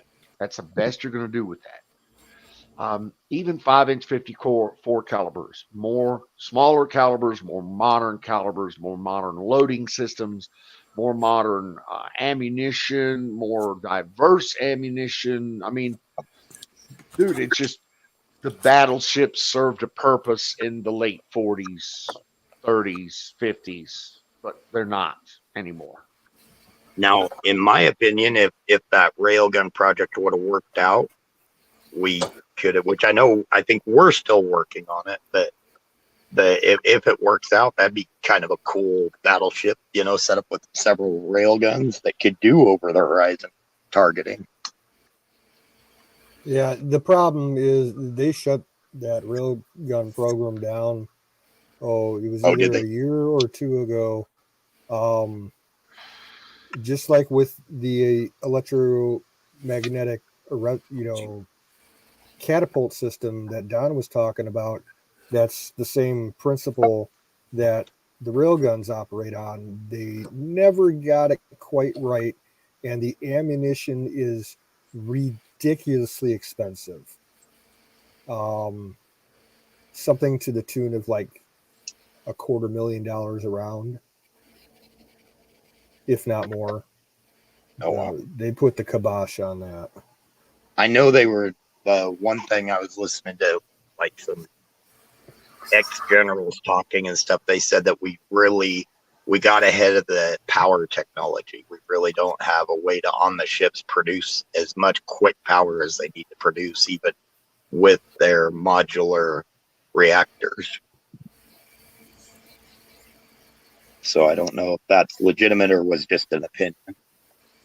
Now, the laser weapon platforms that the Navy's been playing around with, that's kind of along the same way. They do have some on a couple of ships right now that they've been testing, and they've actually been pretty successful.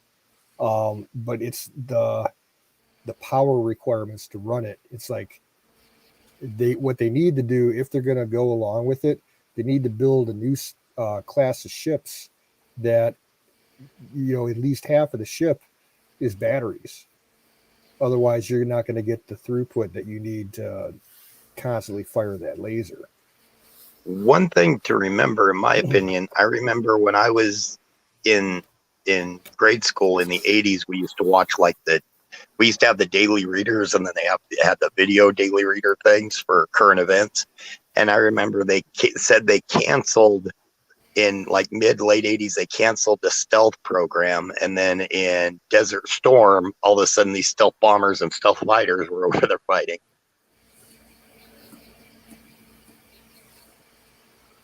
So they canceled the rail gun because basically, you're right. They couldn't get the timing. They couldn't get the level of energy that they needed, and the railgun began to eat more energy than the energy weapons. And the energy weapons have literally overtaken the railgun in the military. What's the word I'm looking for? We've got them on just about every new major platform. In the Navy, at least. And now the Israelis are building energy weapons into Iron Dome, and they're calling it something else. I can't remember it. But dude, lasers. I'm telling you, lasers is the shit. Lasers is the future of military. And actually, they're talking about nuclear weapons at the end of World War II. That's why in the last months of World War II, there was such a push, because apparently the Nazi scientists were on the brink of being able to mount a controlled unit on one of the V2s, I believe. And they had the information that said that anyway. So there was a massive push to end the war. So they threw everything they could in Europe at the Nazis. That's an interesting thing to look to. People were scared to death because they thought they were so close to a nuclear weapon. And that would have changed everything.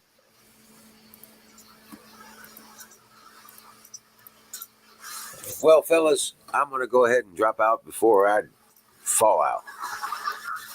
Because I've already been warned once. I figure it's about to hit again. And Right on. Take care. they probably won't come back this time. So, God bless you all. Thank you and love you guys. Drink well, Patriots, and I'll see you tomorrow night. You guys Peace out. carry. Take care, man.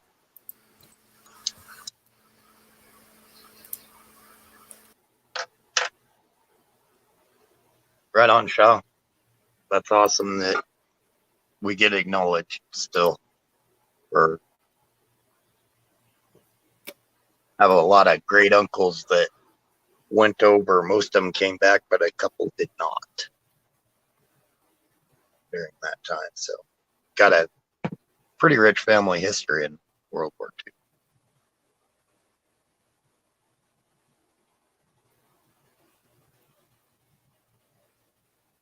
But when it comes down to it, it was for our own safety too, not just that. Because if they would have taken over Europe, they were coming for us next, regardless.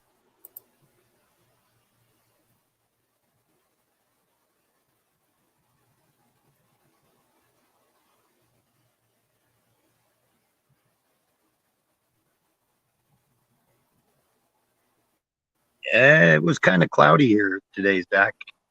This afternoon, I was inside contemplating.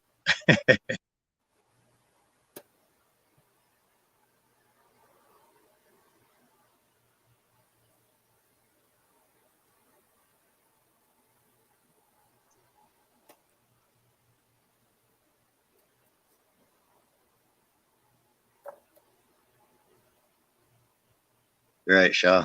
We had a lot of people and a lot of production ability is what helped us.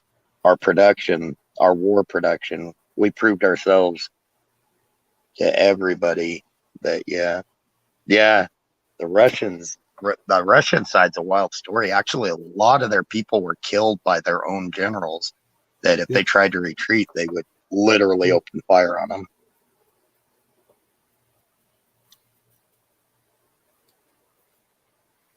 It's like the Battle of Leningrad. I don't know how historically accurate that movie was, but they had scenes in that movie.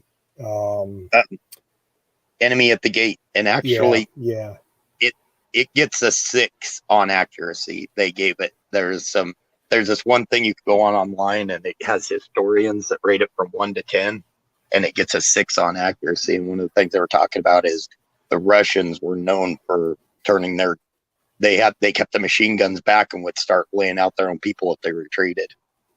Yep. They used to send, if they were mounting an attack on a position, they'd send out one man with the rifle. The next man had the ammo. you know, because I guess at Yeah. that time they didn't have enough to give everybody a rifle and ammunition. They just tell the soldier with the rifle, you know, pick up ammo from the dead people. That's where you'll get your ammo from. One thing that they didn't put in the movie too that they had on that show with the historians, they would actually tell people if the guy next to you dies, be sure to get his boots and his socks and his coat and stuff like that, because they knew they said you're going to be there for a while. So pretty sad. I don't know, Shaw. Apparent we are a warring species, and it sucks. But We the worst, are, yeah. We are a bunch of testosterone driven, sick, fucking psycho, sociopathic, warmongering fucks. yeah. And it doesn't take us much to get riled up to want to go at each other. I'm not sure that we're genetically predispositioned to hate other people. I think we're more culturally driven to I hate agree. other people. Well, I it's think it's also instilled. a main factor is that politicians are the ones that send people off to die. You know, I can't remember what book it was, but there's a popular saying that the civilians have never started a war. It's always the governments that start a war. yep.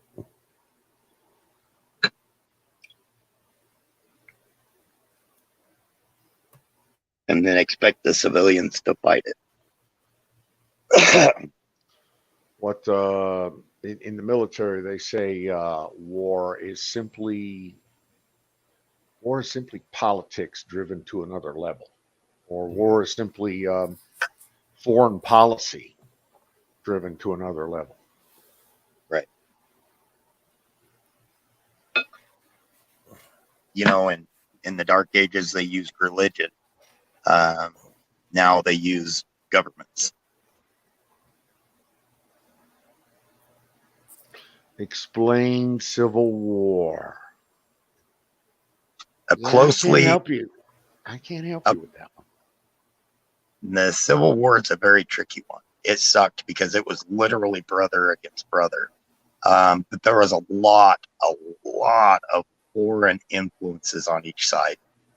With the South, and since Canada was still a part of England, the reason that a lot of the upper people within the Confederate Army and like the kings of the Golden Circle and stuff like that were actually stationed out of Vancouver because they're safe up there. But there was a lot of input into the South part of that by England, because England really relied on that cotton. And they really, so I mean, there was a lot of outside interference, but it originated here. And it's a tricky deal to get into because yes, it was about slavery, because actually that's why when people talk about how we were born out of racism, we weren't actually. When we won the Revolutionary War, most northern states got rid of slavery, and that was actually one of the things they started doing. Is every man was treated equal. Southern states kept it, which some northern states kept it even after the Civil War, which is a whole different thing. But it wasn't just about slavery. That's the tricky thing. At the time, the South, and the reason a lot of regular people were involved in the war so deeply, not just the rich plantation owners, regular people, the North was taxing the South so hard, because the South, even the people that didn't have slaves, the entire South was getting taxed to death. And it's a shitty thing. Yeah, it worked out. That's the only way I can explain it. On all sides. Wish it never would have happened, but it's a history we got to deal with. But I think it truly made us a stronger country in the end. Well, here we are 200 plus years later, and I freely say that I'm 100%, while I'm 100% American, I'm Southern by the grace of God. So Right. all you Yankee type people that live, breathe and dig the don't check the noose. What? I This I think who's that's it? You- Jason. Okay. Let's see if that's Jason. and Jason. and that's the thing. The South also fought to preserve. And when people say their way of life, it's not slavery. They were trying to preserve their freedoms. Yeah, and their freedom. Heritage.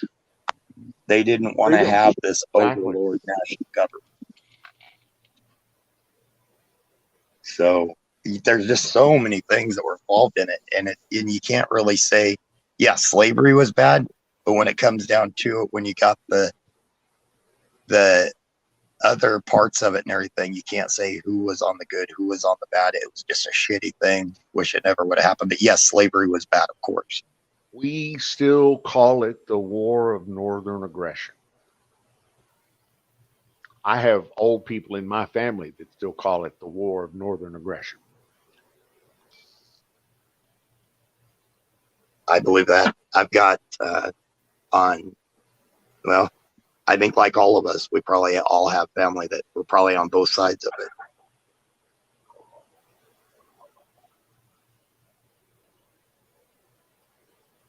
Is that Jason? Yeah, buddy. What's up, Hey, guys? Hey. What's going on, my brother? I was How's just it chilling hanging? out. Just hanging right out in the car here. Fucking ain't got no place to go inside. I mean, I can go inside, but she's asleep, so I'm just out here. Nice. Ragged, like every other country that I say I dislike. I like the French people. I dislike their government, though.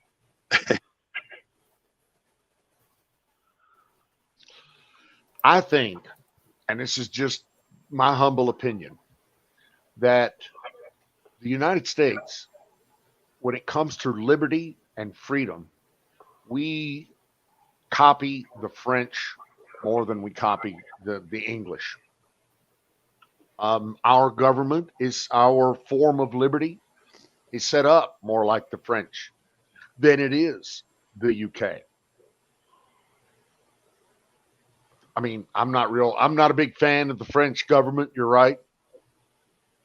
People, I don't know, they're socialists, but in my humble opinion, they're the closest thing to brothers in liberty that exists here in the world, because the UK is not a liberty loving. It's never been their thing. It just, the closest they ever got to it was the Magna Carta, but they're still subjects. They don't enjoy the right to free speech, the right to self-determination, that kind of thing. It's not written down. And the French fought a very bloody war to cast off their monarchy. Very bloody war. So I mean, they didn't. I get where you hate them. I understand, Ragged. I get it. I mean, they've done some pretty shitty things. Of course, let those who are without sin cast the first fucking. Right. I'm just not that guy. No one's I innocent. got sin, all kinds of sin. I got sin.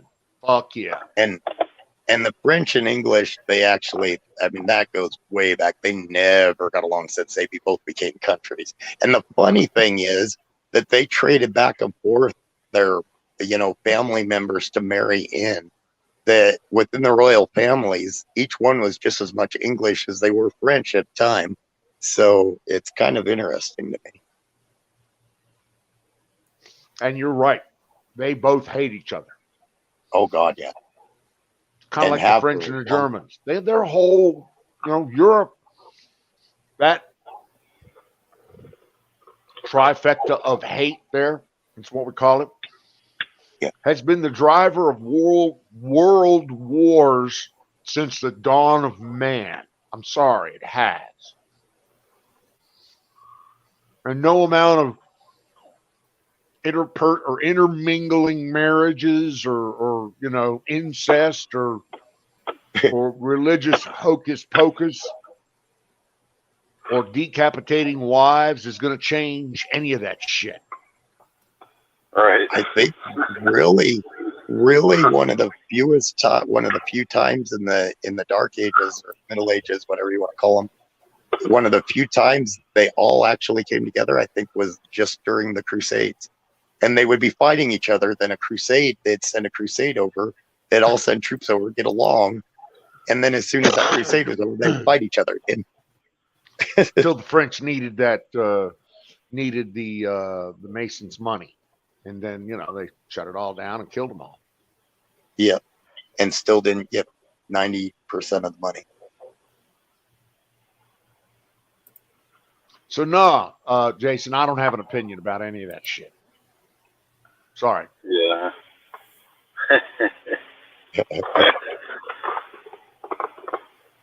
Don T. the Third. Welcome in, General. At your service, sir. Oh, I'm just here, part of the show, just trying to kick back and learn a few things from you guys, really. I don't know nothing. But I do listen. You guys been there and done that a little bit more than me.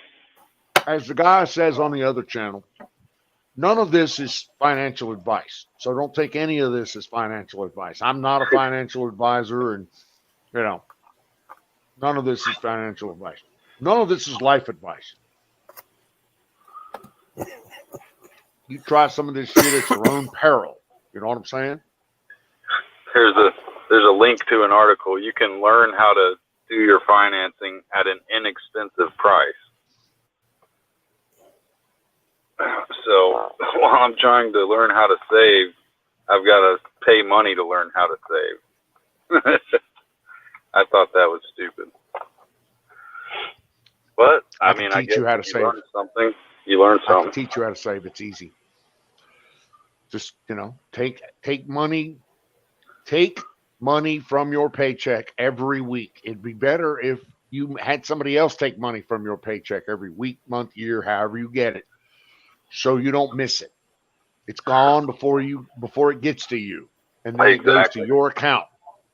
Okay, I got 3 different places where people reach in and get my money and pull it out before I see it.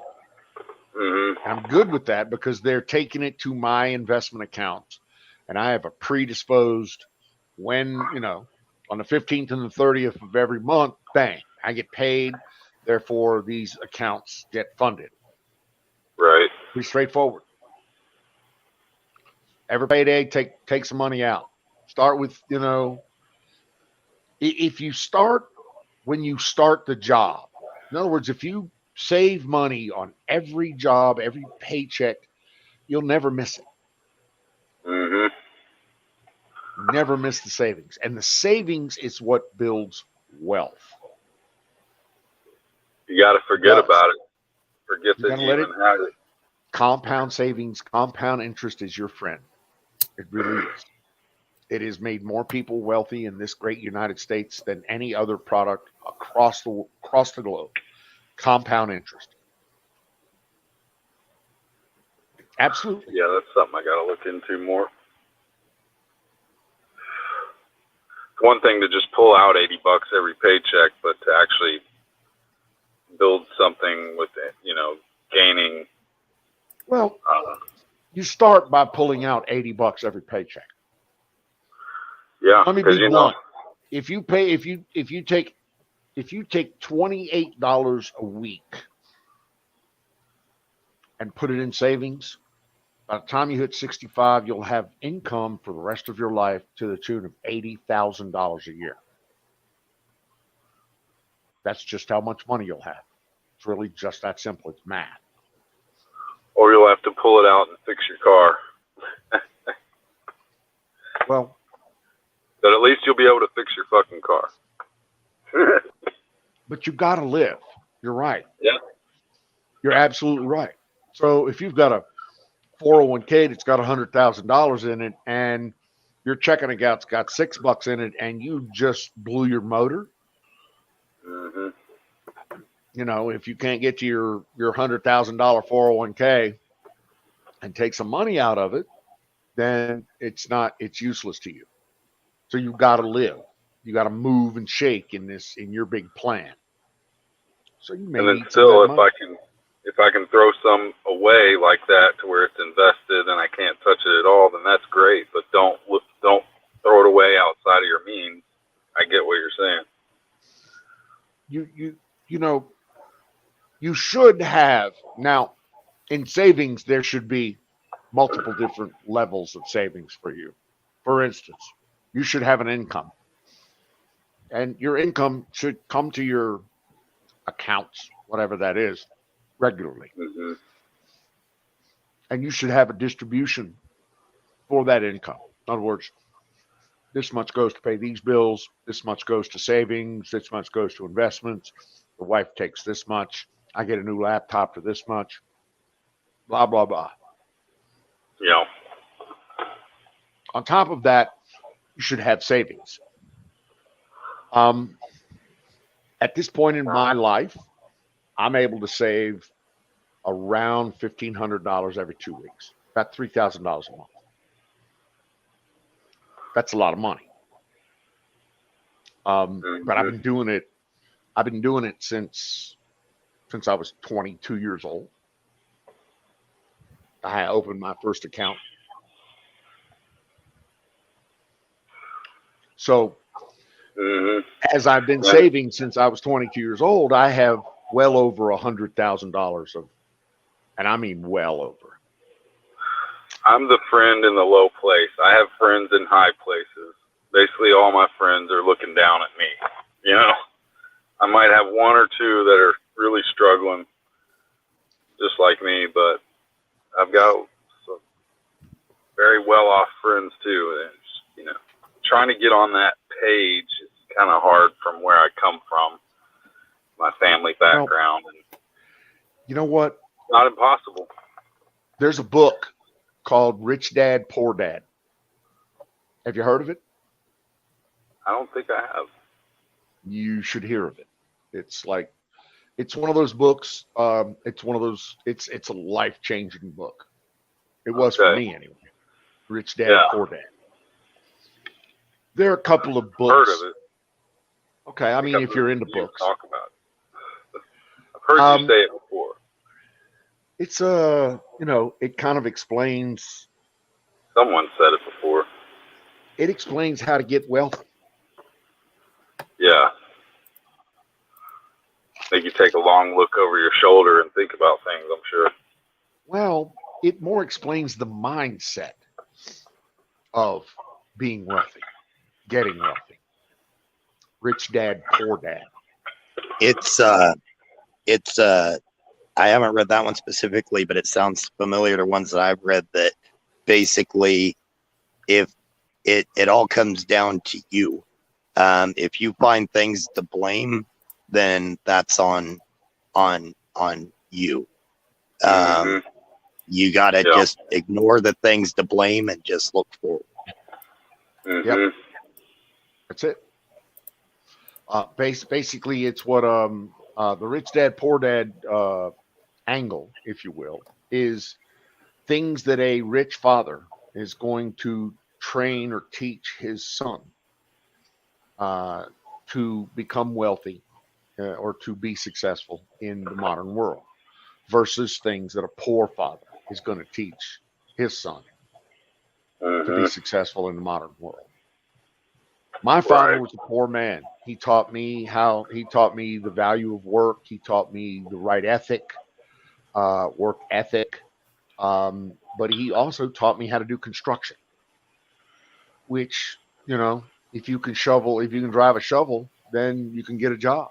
It's real simple. Now, I needed to get past that. let's just say that was a different time for my father and myself, as I was getting out of the construction area into the electronics area and trying to advance my education in that. Anyway, it's how I dealt with it. It's how other people will deal with it. So the Rich Dad Poor Dad book is a short book. I would recommend grab it. You can probably get a Jesus, what is going on? Who, what, when, where? What are you I kept talking about? hearing a lot of background somewhere. Oh, not here. Oh, okay, right on. It might have just been feedback somewhere. But Exactly. yeah, I think I'm going to look into that book too. I read several that I think are similar. There's a bunch that are similar, but you can, it's basically, it's self-help, it's self-improvement, it's guidance on, how people do things, how people are successful at stuff, how people gain wealth in the modern world versus not. So my favorite books were the Napoleon Hill's 17 Principles of Success, or Think and Grow Rich. Stephen Covey had a pretty good one. Think and Grow Rich is a good one, but it's more from a sales perspective than it is anything else, I guess. But you're right. Those are all self-help books. Several. I don't really know what to tell you as far as I'll check that out.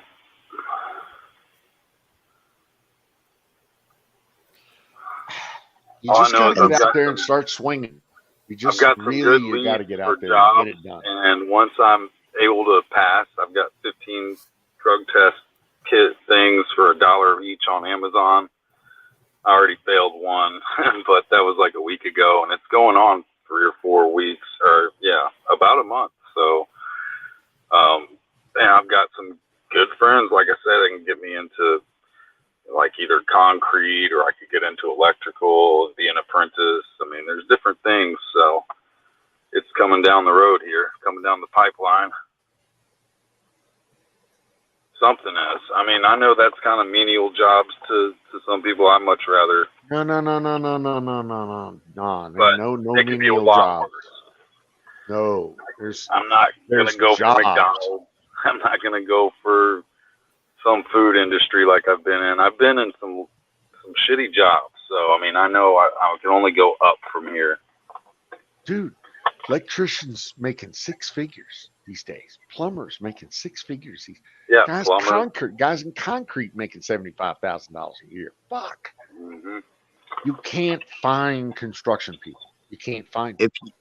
If you have your own concrete crew, you're going to be making 6 figures easy. If you're the head of the crew, it's just remember your back won't last forever. But those menial jobs, man, that is a perfect stepping stone. Exactly, and that's what I've just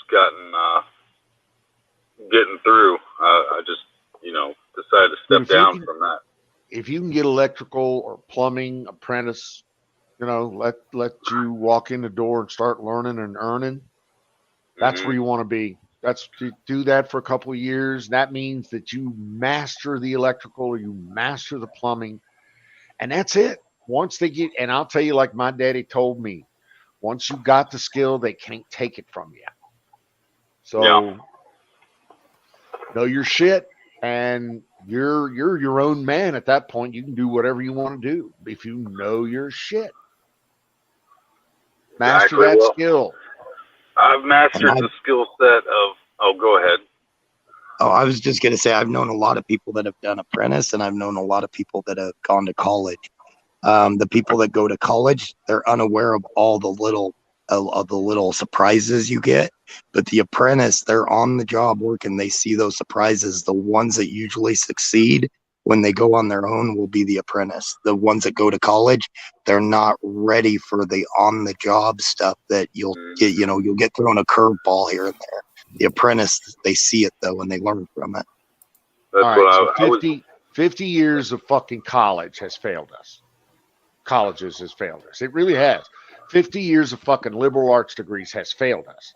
Where we Right. need to replace that 50 years with community colleges where they're graduating electricians and they're graduating plumbers that are going to fucking work in the local economy for good paying jobs, building shit. Not talking about liberal arts fucking. God, it makes me so stick. Sorry. On that note, I'm gonna take off for the night, guys. I still got shit to do before I go to bed, so keep it going as long as you want. Cool canoes. Good seeing you. Have a good night, brother. Yep. Y'all take care. Yeah, take care, man. I figure we can keep it going till midnight if y'all want to. Well, midnight my time. That's 20 minutes. Yeah, that's Cool. okay. That's cool. Reasonable, feasible, Probably hang out for doable. that. But yeah, the college gristmill has failed us, and we need to go back to. Dude, I am a product of the community college system of the state of Virginia. Probably one of the finest community colleges in the nation. Sets of community colleges in the nation. I got an associate's degree in electrical engineering. Awesome. Absolutely awesome. And it's taken me far and wide. Do I need a bachelor's? I promised my mother I would get a bachelor's. Will I probably end up getting a bachelor's? Probably not. Yeah. Why? Because I'll be honest with you, I don't see the value in it anymore. Back in the day, I did. Back even 10 years ago, I saw value in it. But today, no more. Yeah, man. Go ahead. We're moving away from the college grind gristmill. We really are. I think we're moving back to the blue collar times of better. I believe that. I really think that's true. During the early 2000s, you saw trade school after trade school after trade school getting defunded, and the colleges were getting more and growing. Yep. And I think Yep. we need to get back to more trade schools. Well, I think, in my opinion, the community colleges of the nation are our Those two. vocational schools, trade schools. Right. But they've advanced to where they're doling out 2-year degrees and even 4-year degrees these days. I'm a huge fan of the community college system. I send them money on a yearly basis. So, Yeah. My nephew that's going to college for engineering, and I can't remember, it has something to do with mechanical engineering or something like that, but he started out in a community college. He got his degree in welding and then a smaller degree in engineering. I don't know what it was. It was the one that's 2 years. And then he got accepted to Utah and Salt Lake City to an engineering school up there. So now he's going up for that. So yeah, I think community college is great. And he saved a crap load of money. oh my God, yeah, on the saving of the money, yes, dude. If you want to get a skill, you need to go visit your local community college, really, because they can help you. They can give you the guidance and the vision that you need. They give you the facts on the local ground facts in Tennessee. Well, when you're Oh, hitting the shit. ground running like me, and you're pretty much kind of homeless or desolate, kind of in that position, don't you think maybe an apprenticeship could be the quicker way to get myself up on my feet and then maybe chase down some trade school? Absolutely. I absolutely do. As a matter of fact, most places that are going to put you in a trade like that into an apprenticeship are going to put you in a fucking into a local education program of some kind anyway. Even if it's just 4 electricians sitting around making sure you know the difference between amps, volts, and resistance. But I'll have a job at the same time. You will have a job at the same time, exactly. So I would recommend that. Yes, yes, absolutely, sir. Yes. Yes. I- I was so apprenticeship. close to getting a fucking job, electrician, working for Vanderbilt, and fucking I blew the drug test, man. Fucked it up.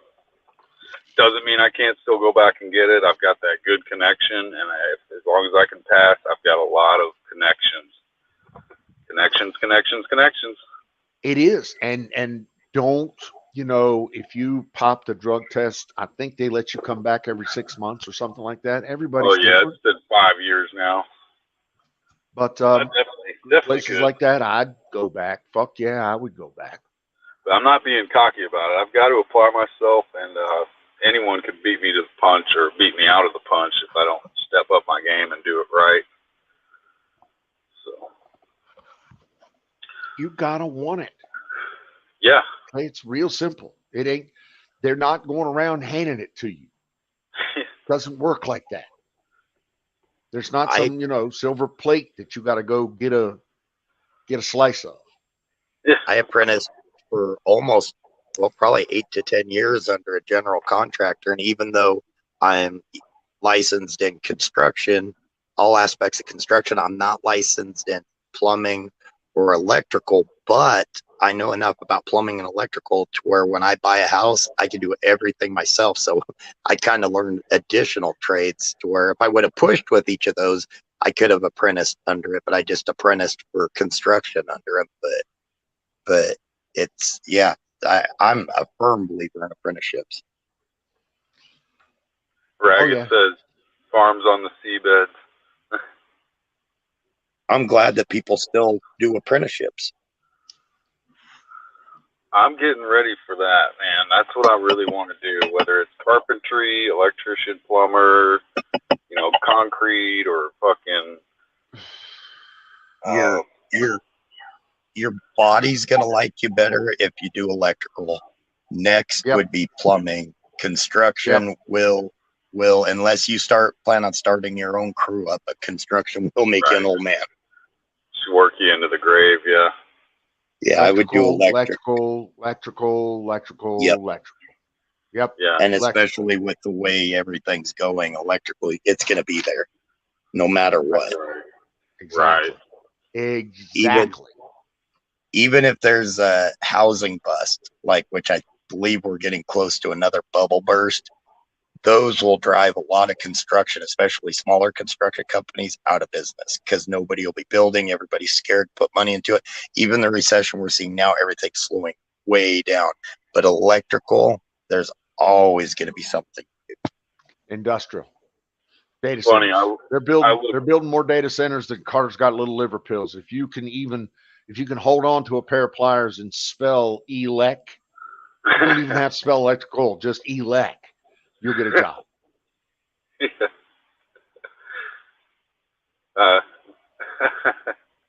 I looked up at some guys working on the poles, the electrical poles earlier today. Just, man, money in the bank, dude. They're just chilling up in the sky on their little boom, But you gotta know your shit. You gotta know what's going on. You gotta know the skills. You gotta have the skills. People will beat a path to your door if you have the skills. Yeah. People that know you will engage you for your skill set. Listen, I'm not Mr. Personality. I've said this before. I'm not Mr. Personality. People don't dig me because I'm a good-looking guy. People don't dig me because they like me or I'm just really sweet or nice. I'm not. I'm a prick. But I'm really good at what I do in electrical and security. And so people pay me a lot of money and they hold on to me even when I fuck up. Yeah. Why? Because I have a skill set that's very in demand right now. So with the apprenticeship, don't let pride get in your road. Because when I started out, I was picking up trash. I was fetching people's, going after their lunchbox for them. I was the grunt. I was the bitch. And for a they don't good have year, that today anymore. They don't have that anymore. They don't let the senior guys haze the junior guys anymore. They don't let us do that. And I miss that so. I really do. Dude, I remember having to take a full bunk of 2x6s. They had me by hand move them from one side of the building to the other to screw with me. They're like, "Oh yeah, we need them over there. We need them over there." And then they'd send another guy. "What the heck did you bring them over there for? We need them back over here." So the entire bunk, I had to move them back and everything. That was just their fun, and yeah, that's just how it was. Yep. I That's how they use didn't your raise time. Cain and gain their respect though. Yeah, it's a building process with the employee relations. You've got to, I wouldn't say get on their good side, but you do have to build a type of friendship, I guess. I don't. On the rigs, it was. Well, When I broke in on the rigs, that stuff. Some of that stuff probably these days get you thrown to jail. Some of the stuff they did. You don't learn to lead from the day you walk on the fucking. You learn to follow before you learn to lead. Oh, exactly. Right. It's just really that simple. So we'll learn to follow directions, follow rules, follow this, follow that, follow the specifications. You'll learn to follow before you learn to lead. Mm-hmm. That's kind of how you go from junior G man just walking on a thing full of piss and vinegar to middle management one day to senior executive spanker. Just like with landscaping, commercial landscaping, I had a really good position where, my buddy just said, go in and tell them what to do and be the boss, but, you got to listen to the higher ups too. So, there's a in-between area where you're kind of showing the people up there that you can be a boss while you're still being a bitch and listening to the higher up. You know what I mean? I do. I know exactly what you And that's one of my hard parts is being a boss and being a dick. I'm not good at that. I'm very humble, or I wouldn't say humble. You ain't gotta be a dick. You ain't gotta be a dick to be a boss. You ain't gotta be. But you gotta have confidence. Okay? Right. You can't. And that's one thing I've been gaining. Mouse up into a fucking boss role. Ain't Yeah. nothing to do with some mousy nothing. You got to be a positive attraction while steering, leading by example. You got to be a boss. Yeah. People Really think that I'm not blunt enough or upfront enough, but I've been pretty successful having crews. My main problem with having a crew now is I don't want the headache, but yeah, I've been successful with crews, but I've been able to work with them and I always got the respect because I'd be up there with them doing the work. I wasn't just down hollering this or that. I would be. And if you're in a business where they all respect that business and they know that they're getting paid a certain amount, then they'll listen to you more because I've been managing a watch company where you hire them at $11 an hour and they just want to piss, shit, and giggle all day. They're not going to listen to me tell them you might want to wipe the glass. You might want to do this. But at the same time, you got to be able to put your foot down. I've had guys that, I had one guy, this was several years ago, he sat in his pickup for 2 hours.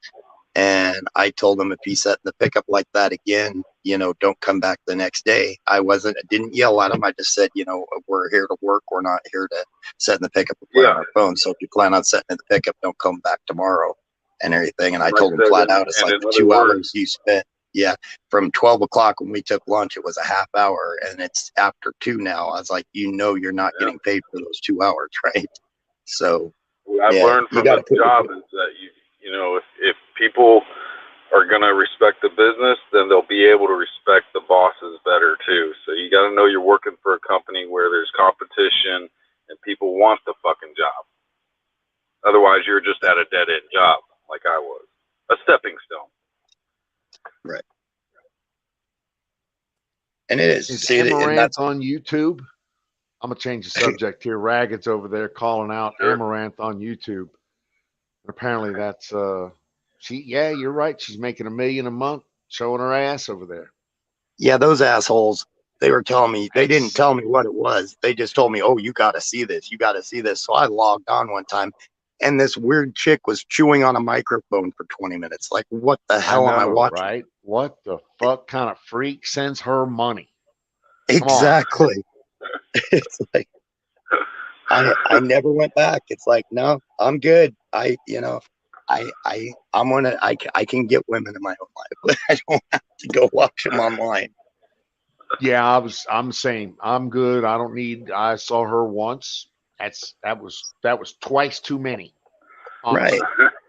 And I'm like any guy. I don't mind going to a strip club hanging out, but I'm not gonna sit there and watch some weird lady chew on a microphone. Right. Yep. I don't see the draw there, Ragged. But Yeah. if that's your thing, then okay. Go right on. We'll think She you're makes a freak, over $1 but million.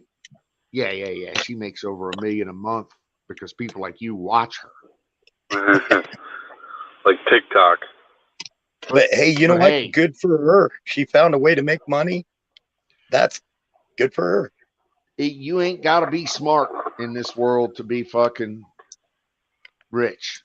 You're right. Right. He's right.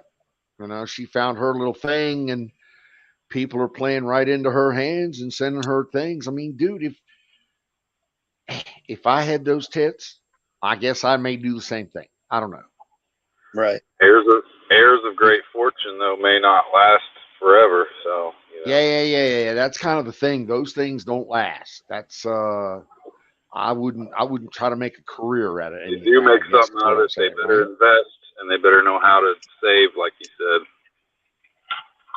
I spent a day with Amaranth on Aaron loves her. Oh yeah, he does. Yeah, he does. All those fucking guys over there dig her. That's They cool. need to get out. That's fine. I'm not gonna judge. I'm not gonna judge. I'm not gonna judge. I'm not gonna. There's so many real women out there that they need to get out.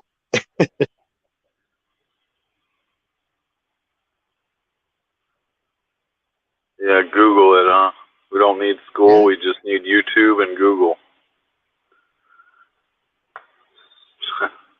But as far as applying it, I feel like there's definitely, you got to have, like you say, some type of applied school. What do you call it? Yeah, I lost the words. Degree? Or what type of schooling? Not vocational. Maybe vocational, but. Degree? Is that what you're thinking of? You don't need a degree. You don't need a certificate. You don't. No. You can go to a vocational school. Yeah. Vocational school. Community college is a vocational school. But what you were saying earlier, it was that type of thing. I forget. Associate's degree. I have an associate's degree and a lot of certifications and things like that. Now, what do you donate money to? Those type of schools? Community college. I am a product. I graduated from a community college. I am an my alma mater is New River Community College in Dublin, Virginia. No shit. Where I got an AAS in electrical engineering, a 2-year degree in electrical engineering. Yeah. And so I send them money every year because I'm a alumni. They were nice enough to say if I get into an apprenticeship where they put me through some type of, community college type of thing at the same time, I think that's probably my best route. As far as getting into school, I'm not going to college just to. Well, you ain't got to go to college. It's like the difference between an RN and an LPN. There's street smarts and there's exactly. Well, you're absolutely right. There's just their levels of education is what they are.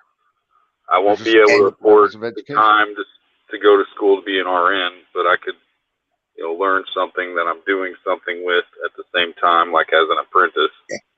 And here's the kicker with apprenticeship. If it's a certified contractor that's certified through your state, your apprenticeship hours are adding up just like credits in college to get your own certification. Yep. Yeah. That's right. I didn't know that. Look for NCLI, National something Construction and Labor Index, where it shows literally that you will get credits for all of literally any education that you do. Huh. All of it. Yeah. You got to make sure that your boss is willing to sign off on those hours too. So talk to him to begin with, saying, I want to do this. When I get so many hours in, are you willing to sign off on them? So I have a formula that has always worked for me in my little slice of employment. And that is, I've always tried to gravitate towards employers that will pay for me to educate myself. In other words, they'll pay for me to go to a course or get a certification or a something, either on an annual basis or on a bulk basis. Generally, it costs about $5,000 a year to get a certification or go to a course or something like that. So I've always gravitated to employers that will pay for that for me. And so I've always used the employers to pay for that for me to better myself so that when I go to the next employer, I can get more money. Makes Now sense. that has been a formula that has worked for me. But at the same time, it costs you in loyalty. In other words, you don't spend but 2 to 5 years at any one employer through your entire career or life. Right. Yeah. Hey, just good. Some people spend 20. They like spending 20, 30, 40 years at an employer. I mean, I couldn't do that. Yeah. But it's allowed me to increase my income substantially. Yeah. Does that make sense what I just said? No, actually, that does. I was always looking for the better deal. If somebody was going to pay me more and I had more opportunity, I was going to go there. You should. Now, the better deal is not always the money. Okay, Right. there are more things in the world than money. Mm-hmm. Education, for instance, training. Dude, I'm an old guy and I'm still a training freak. I'll take it all. Give it to me. Yeah. I don't want a job I'm going to get bored in. If I get bored, that's the worst thing that can happen to me, because then I can't get stay on bored the easy. job. So I can't Same do here. that. I'm right there with you. I can't do it. Yep. So I gotta have something going on. I gotta make some moves. I gotta be ambitious sometimes. This year I'm gonna have to be ambitious. I'm gonna have to butt right up against being a manager, but not actually be a manager. I've been a manager before. I don't like being a manager. But there's a difference between being a manager and leading. And so there's a lot of opportunities that I'm seeing where I can lead without having to take responsibility to manage people, to manage projects, things like that. But I can still lead. And Just has a good point. Education is important, even insurance. Insurance is a biggie nowadays, especially if it's good insurance. Yes, it is. I actually did not leave this job because I have incredible insurance. Right. I'll with $7,000 for college, $2,500 for books and studies. One's on one's own. Yeah. You're absolutely right, brother. I'm sorry. Go ahead. No, I do agree with that, but at the same time, a lot of corporations and stuff want to see that degree, but a lot of the better corporations, they're coming out and saying they would prefer ability over degree now. So they're doing their own little test things within the companies on their new hires. They are. They're equating experience to a degree. So if they're saying, well, if you've got a 4-year degree, we want a 4-year degree or comparable experience. Okay, well, if you've done this for more than 10 years, you already have comparable experience. Right. It's getting to, and I still see the jobs that absolutely mandate a 4-year degree. Yep. Absolutely mandate. And those, I look at them like I feel sorry for you because the guy you get is going to suck. But okay, go ahead. Go ahead. That's fine. It's your problem. That said, I'm seeing less and less and less of that. Less and less and less of that. The better deal is always education, Jester. Always education. Education is the one thing that can guarantee you out of poverty. That's it's the one tried and true. Everything else is a crapshoot. Entrepreneurialism, everything, gambling, but education, skills are the one thing that'll get you,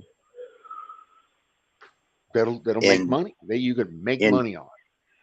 In 2009, when the housing boom crashed, nobody was building, nobody was spending much money on their properties. And plus they shut the rigs down. Those were my two main sources of income. I went to work at a feedlot. I was there for, I think 3 weeks. And then they took me out driving feed truck. That's all I wanted to do is drive the feed truck. They took me out of there, put me in the stinking office to check bunks and do equations on cattle feed and do stuff like that because they found out I was pretty good at numbers. So they had me doing that. I did that, ended up doing that for a couple of years. After I did that, I had more experience. They actually hired a kid out of college. I had to train. They attempted to get him to take the job. He was unable to catch on. So he ended up leaving. I had to do the job again. They brought in another person out of college for me to train.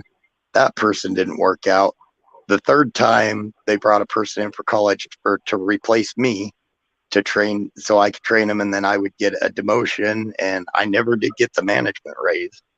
And the third time they called somebody in for me to train, I quit.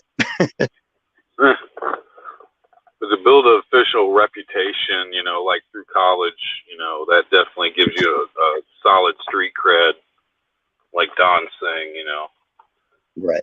Unfortunately, some companies like this feedlot, they gave more attention to that than a person that was actually had the ability to do it and had been proving themselves able to do it for several years. Then there's that. Yeah. Well, maybe I did not articulate, but I'm not Mr. 4-year degree fan. I'm not. And I don't think that it has, even in today's world, I don't think that it has the juice that it used to have. And I'm thankful for that. People are getting too smart. People are getting like for instance, coders.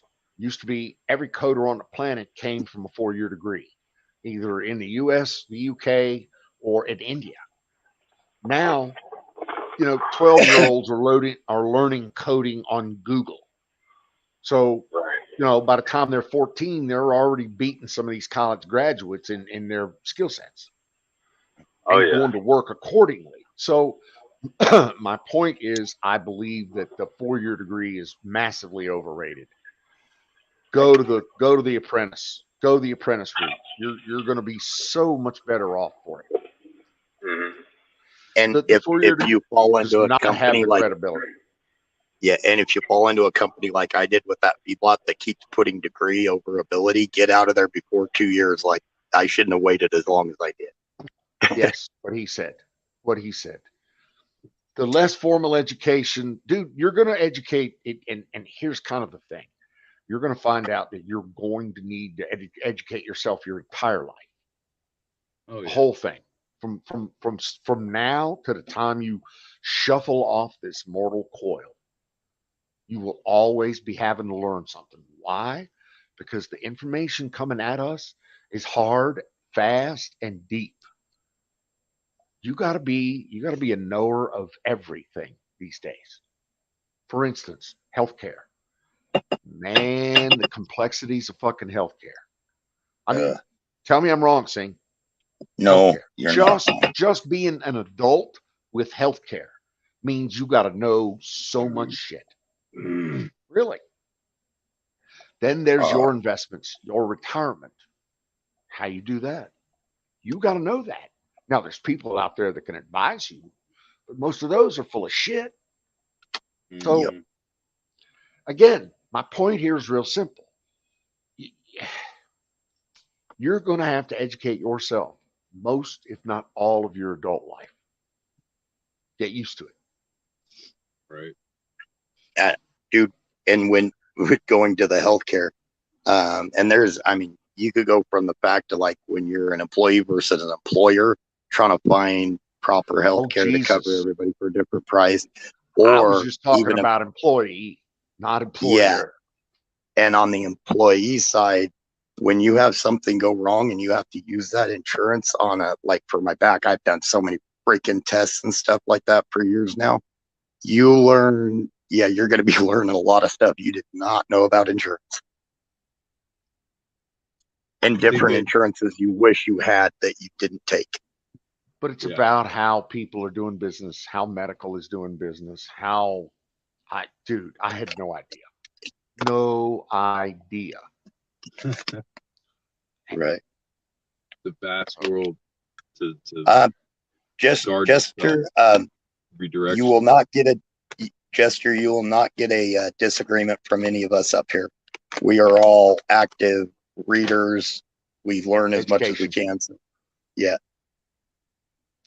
So I would say if you're getting apprentice, I think you know the answer to this question. If you've got an opportunity to get yourself an apprentice, then get it done. Let's make it happen. That's where you need to be. Yeah, they're going to educate you. Improvisation. I'd use my brain over, the book most of the time, because half the time the book doesn't tell you the fastest, best way to do anything. Oh, hey, Jess. Hey, awesome. Jess, how you doing? Glad to see you. But at the same time, if you want, come on up and see us. You got to use the book for. So, I mean, yeah. Or the Google or the fucking YouTube or whatever. Good to see you, girl. We'd love to have you. I'm talking to Jess. I'm sorry. Hell yeah. No, you're good. But, dude, I think you know the answer here. You know what's going on. And you're right now waiting for, I presume, pot to clear out of your system so you can pass the UA. Oh, yeah. Right on. As soon as that does go in. 34 to 36 days. And it depends on how fat you are. And I was really, really fat. Yeah. 36 days. Right. I think it's almost through the system. The pipes are almost clear here. You're always welcome, Jess.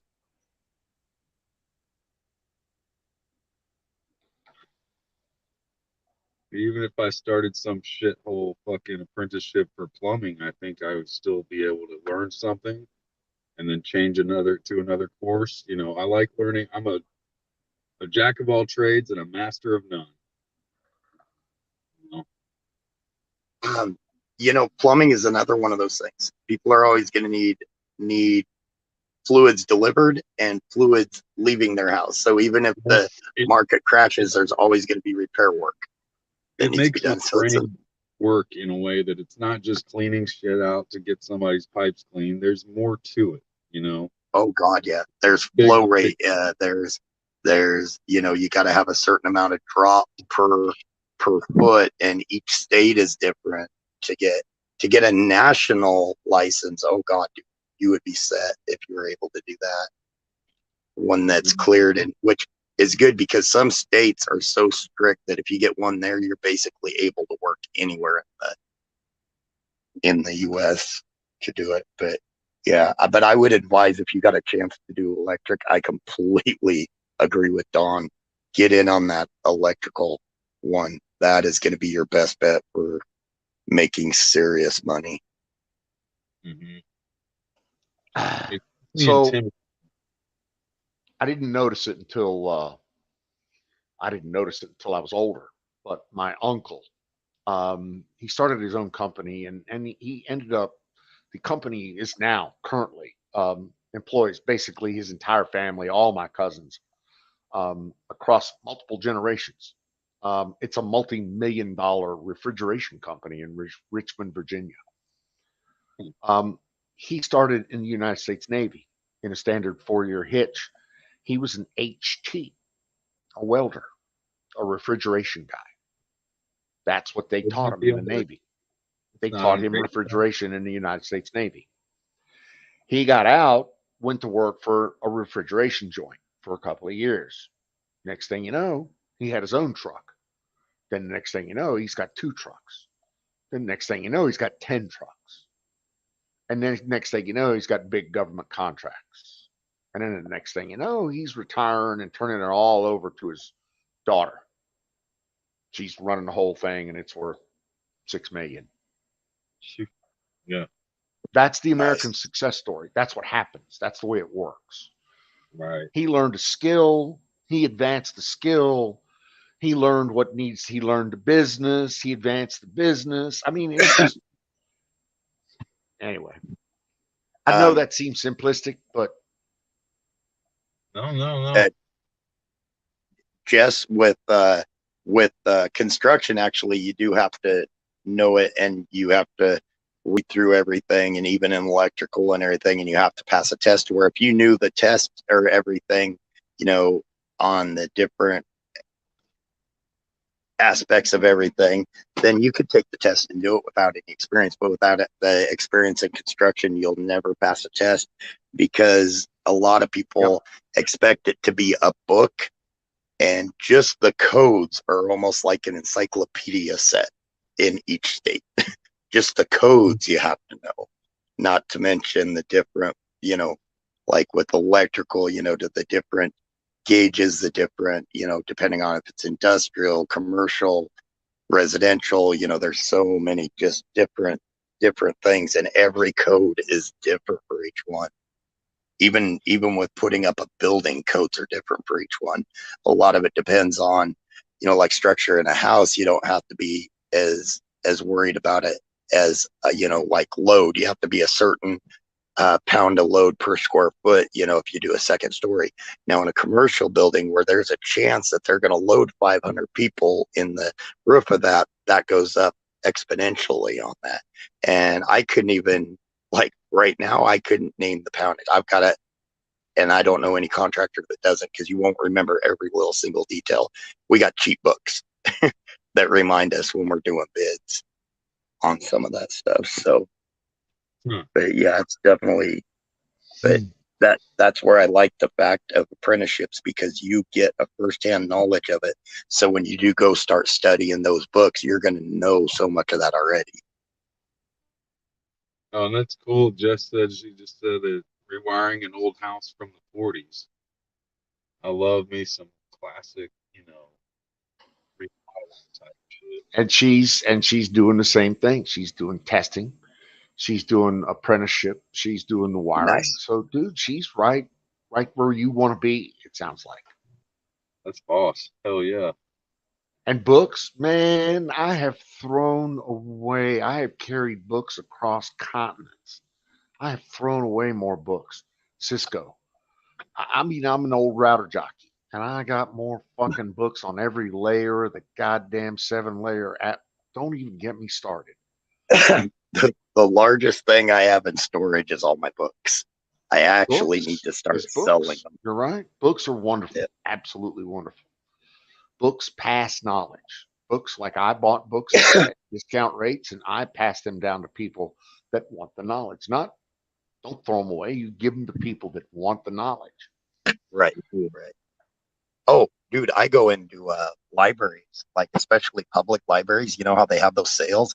Sometimes you could get really good books that sell like a quarter or 50 cents, And I've walked into public libraries with entire trunk loads of books, giving them to them. Nice. And I used to buy the Cisco series on a religious basis, because that's how I did all my training, and I was working for them, and I was getting them at a discount, but I was still paying $50 a month in books on a regular basis, and having them shipped to me.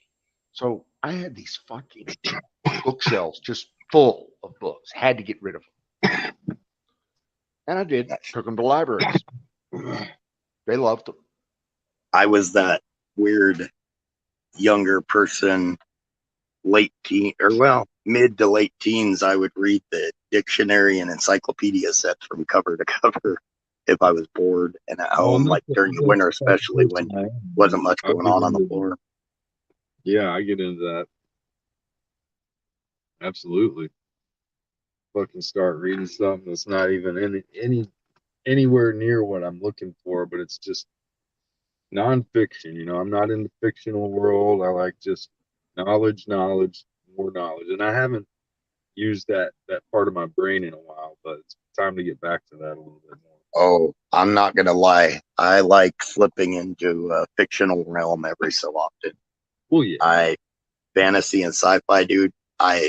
If I find a good series, it's hard to find a good book on it, but I still, and I have my original the Lion, the Witch, and the Wardrobe set from 1984 when I was in like third grade. I got it, or 85, and my parents got it for me. I swear, I've read that book or that series of books so many times that keep that artistic fantasy type of side going. You know? Right.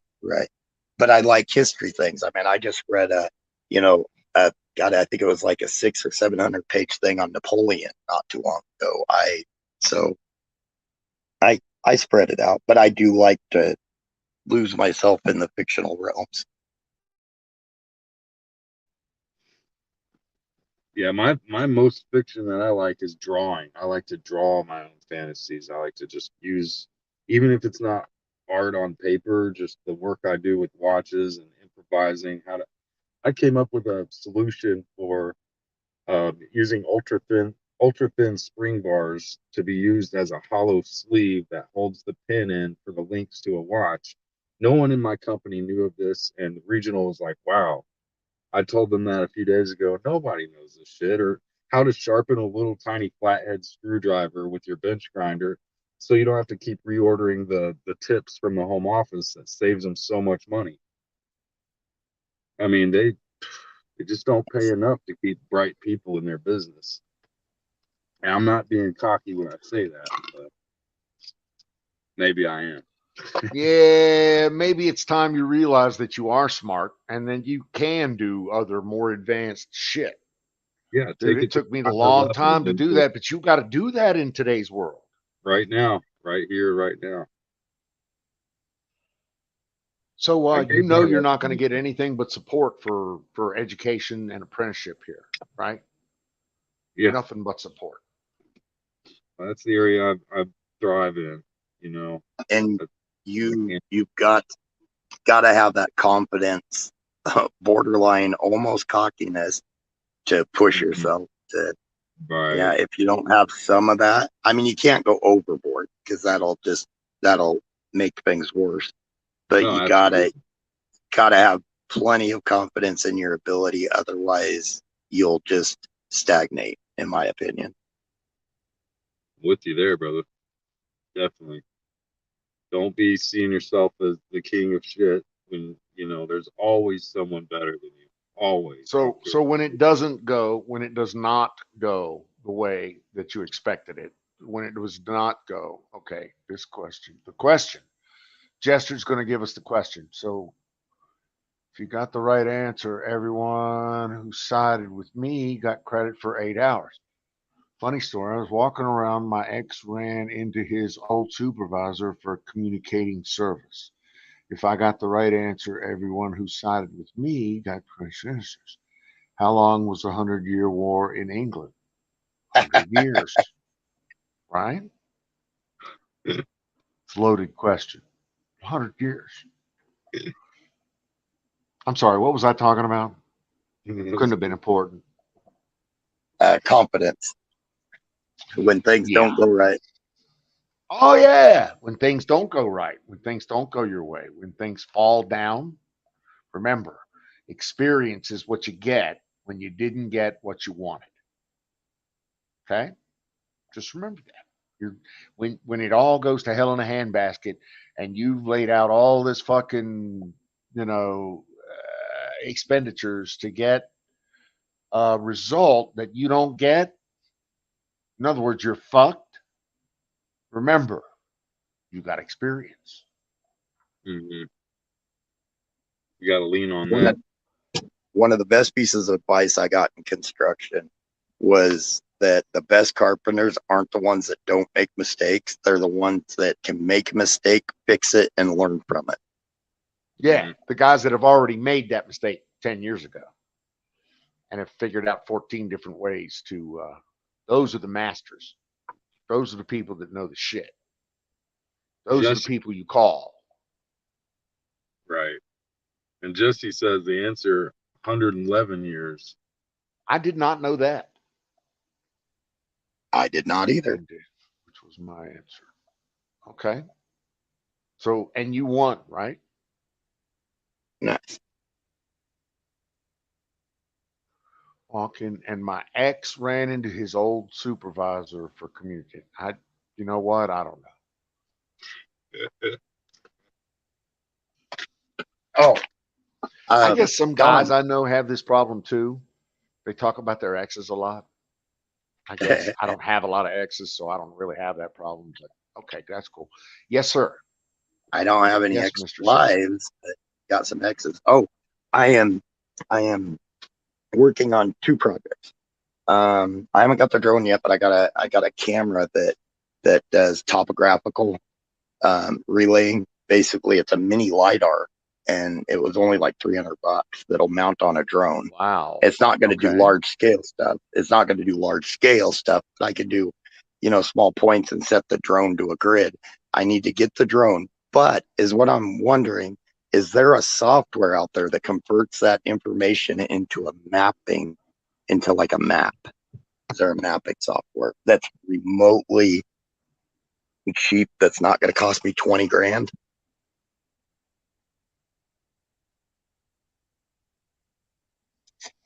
Okay, there's a lot I have no idea about on this, but Okay. there's some things that are going to be basics. For instance, LiDAR, a simple infrared radar, Right. mostly side scanning, but does not by nature have a grid or lat long or GPS system built in. They don't. So your mapping is going to have to be, your LiDAR is going to have to be an overlay of mapping. If you know what if what I just said Yep. makes sense. Satellite. Yep. It makes sense. Yep. LiDAR is just radar, and that's pulses of energy from a centralized point. Yep. And returns from that. And they can make sense of that. So what you're going to have to do is say, well, that is at position X. So. Okay. My other project, and you'll like this, I told you a while back I was looking at some underwater thrusters, and I think I found them. I haven't ordered them yet, but I think I found some little, they're like, I think 1.5 inches in diameter. I want to put 4 of them. I want to make my own little underwater kind of drone, but it will have to, of course, be a wired drone. It'll have to have a tail coming off with a wire. Won't be able to do remote underwater, but I want to be able to go in Colorado in the mountains. There's a lot of underwater caves and stuff that I want to check out just to look at for fun. So, have you done underwater drone? Have you run a drone, underwater drone before? I have not. It's going to be 100% experimental and learning process. Wow. Because that would be cool as fuck. I mean, just cool as fuck. Although I think it'll be fun. how many years of experience you're going to get, or what kind of depth you're going to get in the middle of the Colorado Rockies is different. I don't, Right. It's a starting point. You're going to be location challenged. Let's just say that. You're going to be Right. location challenged. That'd be like me in the middle of the desert thinking, okay, well, yeah, I have a deep sea hobby piece of equipment that I need to run. Yeah, it's not going to happen. You could bounce multiple like sonar in there somehow. Maybe And So, Jester, this will be multiple. maybe I my didn't. bad. Maybe I wasn't clear. Were you was your answer correct? Jester, pretty please. I'm sorry. You guys go ahead. Talk amongst yourselves. Oh, that's okay. I was just going to say this That's one will what I just like. be. That's what I like about you. You say, "Well, we're going to wrap it up at the top of the hour," and now it's down to the bottom of the hour, and we Yeah. haven't wrapped it up When you yet. have a good time, man, you know. And that's It's cool. those That's cool. conversations. As long as nobody loses their fucking day job. We'll shoot for 12:30, 5 minutes this time. Yeah, all right, whatever. No, I really like your idea in there about what are you talking about, going into the caves or under the water? Both. Underwater, yeah, they're underwater caves. And everything. Underwater. Yeah. That's super fucking. And my testing right now will be complex in Colorado, but there's other points that have historical value that is believed to be underwater caves that so my testing will be basically here in Colorado and getting used to it. But there's other places around the nation that I want to travel to and test, and when I get good at it, to look into. Probably find a base where little green men come out of. Hey, I know that place. I do. It's local. Green men. Shit. We got really green men. Yes. There's cave networks in the southern Grand Canyons that you cannot rappel down to because it's too far down to rappel down to. It takes people like hours to rappel down, and then they got to climb back up. And even some very experienced climbers have made it like halfway and they've had to climb back up. I want to come up with like a double drone system, because you can't just take a drone, fly it down there and fly it into the cave. But I'm thinking if you had a double drone system, a drone that stayed outside of the cave and had a signal booster to where you could still control the drone that went in a little ways to look around at the wall paintings and carvings that they say are in it, and still be able to do that. Multiple, just 3, because the third one would have to be like your like a plane has their ground control. It would be like a ground control. Right. And a lot of it I could pull up on the plateau part above, so I'd be able to have, my controls there and everything. I would just need one down at the base of the cave that had some type of booster or something on it that could just hover there. I could set in hover mode, hover there while I went with the other one to maneuver around. I don't even know if it's possible. I just kind of want to play around with stuff like that. You have a much better idea of it than I do. I'd love to share more about that sometime. There's so much stuff that's inaccessible that I want to look at for myself. Yeah. Love exploring. Oh yeah. Dude, I want to go see that. If I had the money, I would buy some GPR equipment and go to like the mounds in Missouri and stuff like that, those large mounds that are a lot of places around the state, and do some deep penetrating radar just to, on my own, not rely on other people going in there and doing it. I want to see if there's voids or whatever in it. Mm-hmm. That's pretty badass. The cheapest GPR I could find is a little one on bicycle wheels for $3,500. Fuck. And I think it only goes like 6 feet. You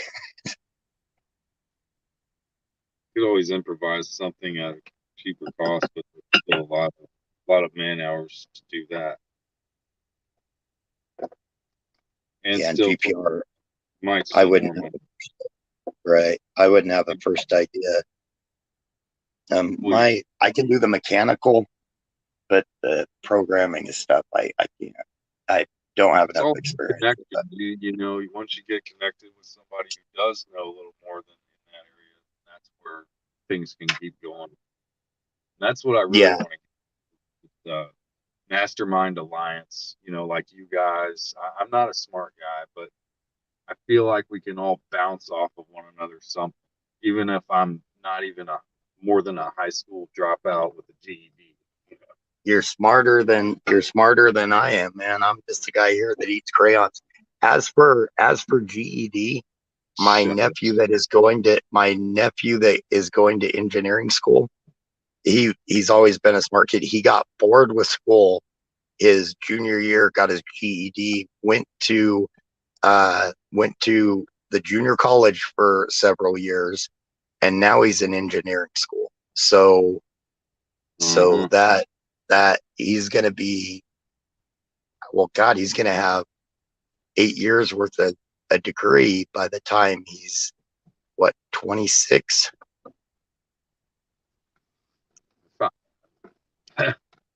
You're getting somewhere So, quick. Without, you yeah. know, much background there. Well, and what he's going in for with the mechanical engineering and stuff like that, a lot of it's robotics, and plus with his welding degree, and you know, and I'm not that big on degrees either, but I know he's going into a specified science that I think is going to help him out. That's pretty sweet.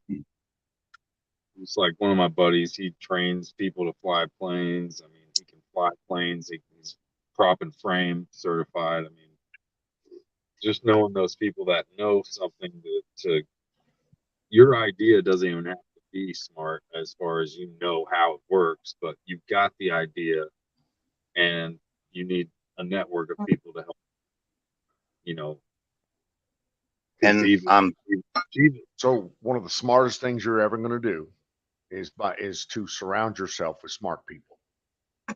You know, Get to know some smart people. Most smart people. Hang out with smart people. get closer to them. I've got some smart friends.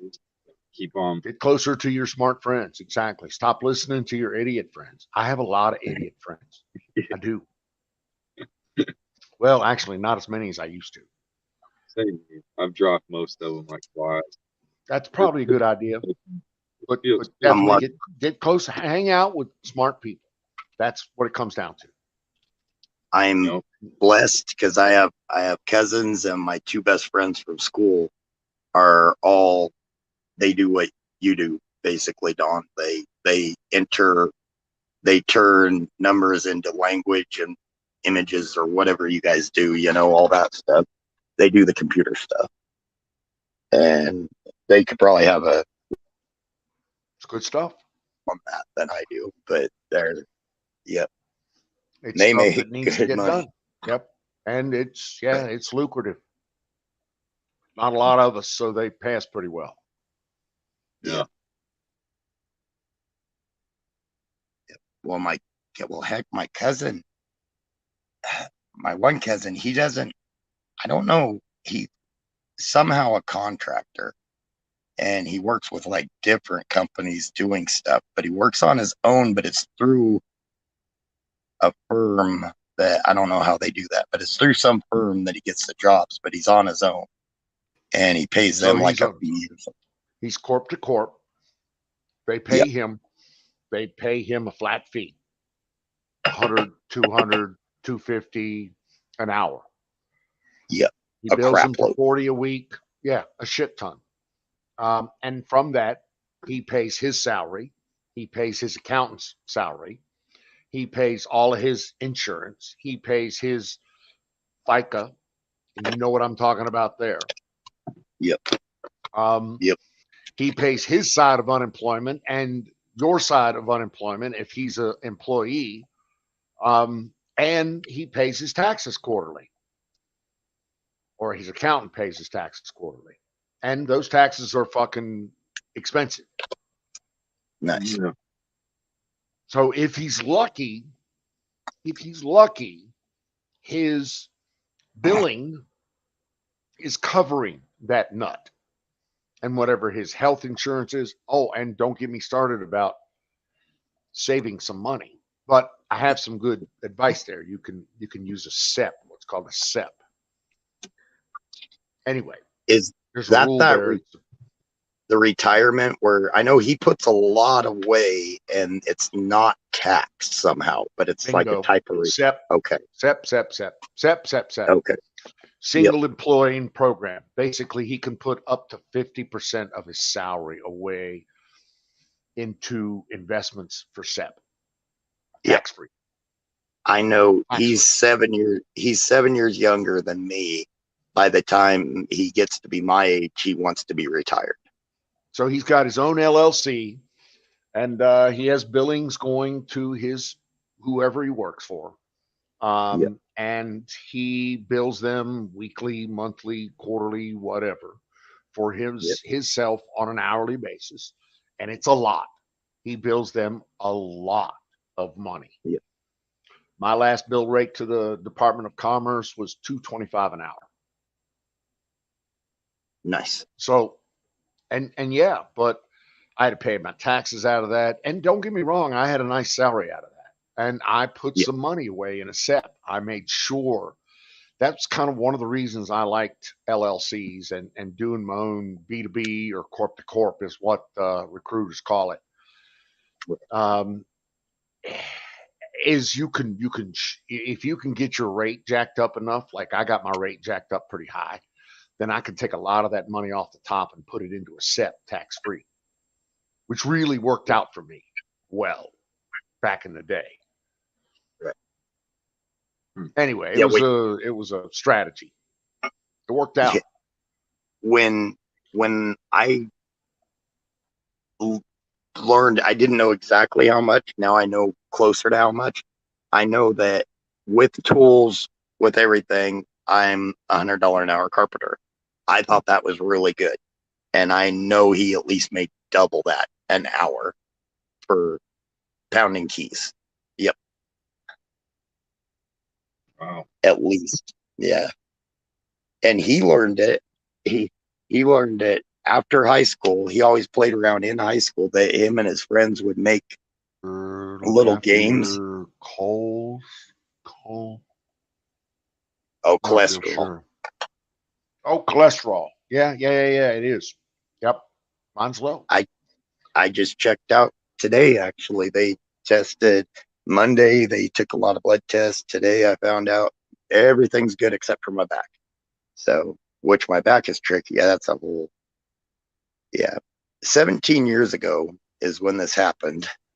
They had me diagnosed for what? See, 14 of those years with either MS or Parkinson's, and I was still working. They kept telling me you shouldn't be working. Dude, once you screw your back up, you're fucked. And it took them 15 years to realize it was my back. They had me diagnosed under the wrong thing. They had never checked my back. So in just the last couple of years, I've known it's my back. So yeah, but yeah, they can tell me I need to quit this, quit that, but I still need to make a living. So I do agree now that I'm switching my motivation, going more for not being quite as intellectually lazy. Yeah. Gotta be that. Don't push your fucking body too far, and definitely, yeah. The world is not going to let you be mentally lazy. It's just not. Yeah. 50 years ago, it might have worked out, but not today. Yeah, I'm true, man. I've got a lot of working out to do. I'm not looking for funds, but I'm looking to at least get myself to where I'm able-bodied to handle some things in life. I've got back from that too, man, but maybe not as bad as the rest. Got to keep building on yourself for sure. Right. My biggest problem, there was less pressure if I went for the weak minds, strong back jobs. And now I got to switch that attitude. Yeah, that's kind of where I've been pushing myself lately. Hey, I'm gonna go get the $22 an hour, plugging around, Yeah. cabinetry, and installing it in brand new homes. But you guys got me kind of thinking, I really got to look towards this type of apprenticeship, electrician, maybe plumbing or whatever. But definitely electrician's been a pretty interesting thing. But it's very what do you call it? I mean, it's something that I'm like, I don't know if I could do it, but hey, maybe that's all the more reason to do it. And don't get me wrong, construction is good, but construction follows the housing market, and the housing market is not always good Right. because And I'm people also, aren't always going to need the remodel. They're not going to need an addition, but they're going to need electrical work and they're going to need plumbing work. That's the difference. exactly. In any damn business, commercial, not just housing, all over, all around. Yep. But Cool, man. Dude, I appreciate y'all having me on again. As always, it's our stream, your stream, the whole world's stream if they want. It's just fun. absolutely glad to have you here. Actually, I was thinking I might go ahead and shut her down if you guys are all okay with that. Sounds good, sir. Y'all Right have a on. wonderful evening. Thank You guys Thank too. you for your patience. Yeah. Have a good one, guys. Bye. See you, brother. Later, Don. Good night, guys. Everyone out there. Peace, brother.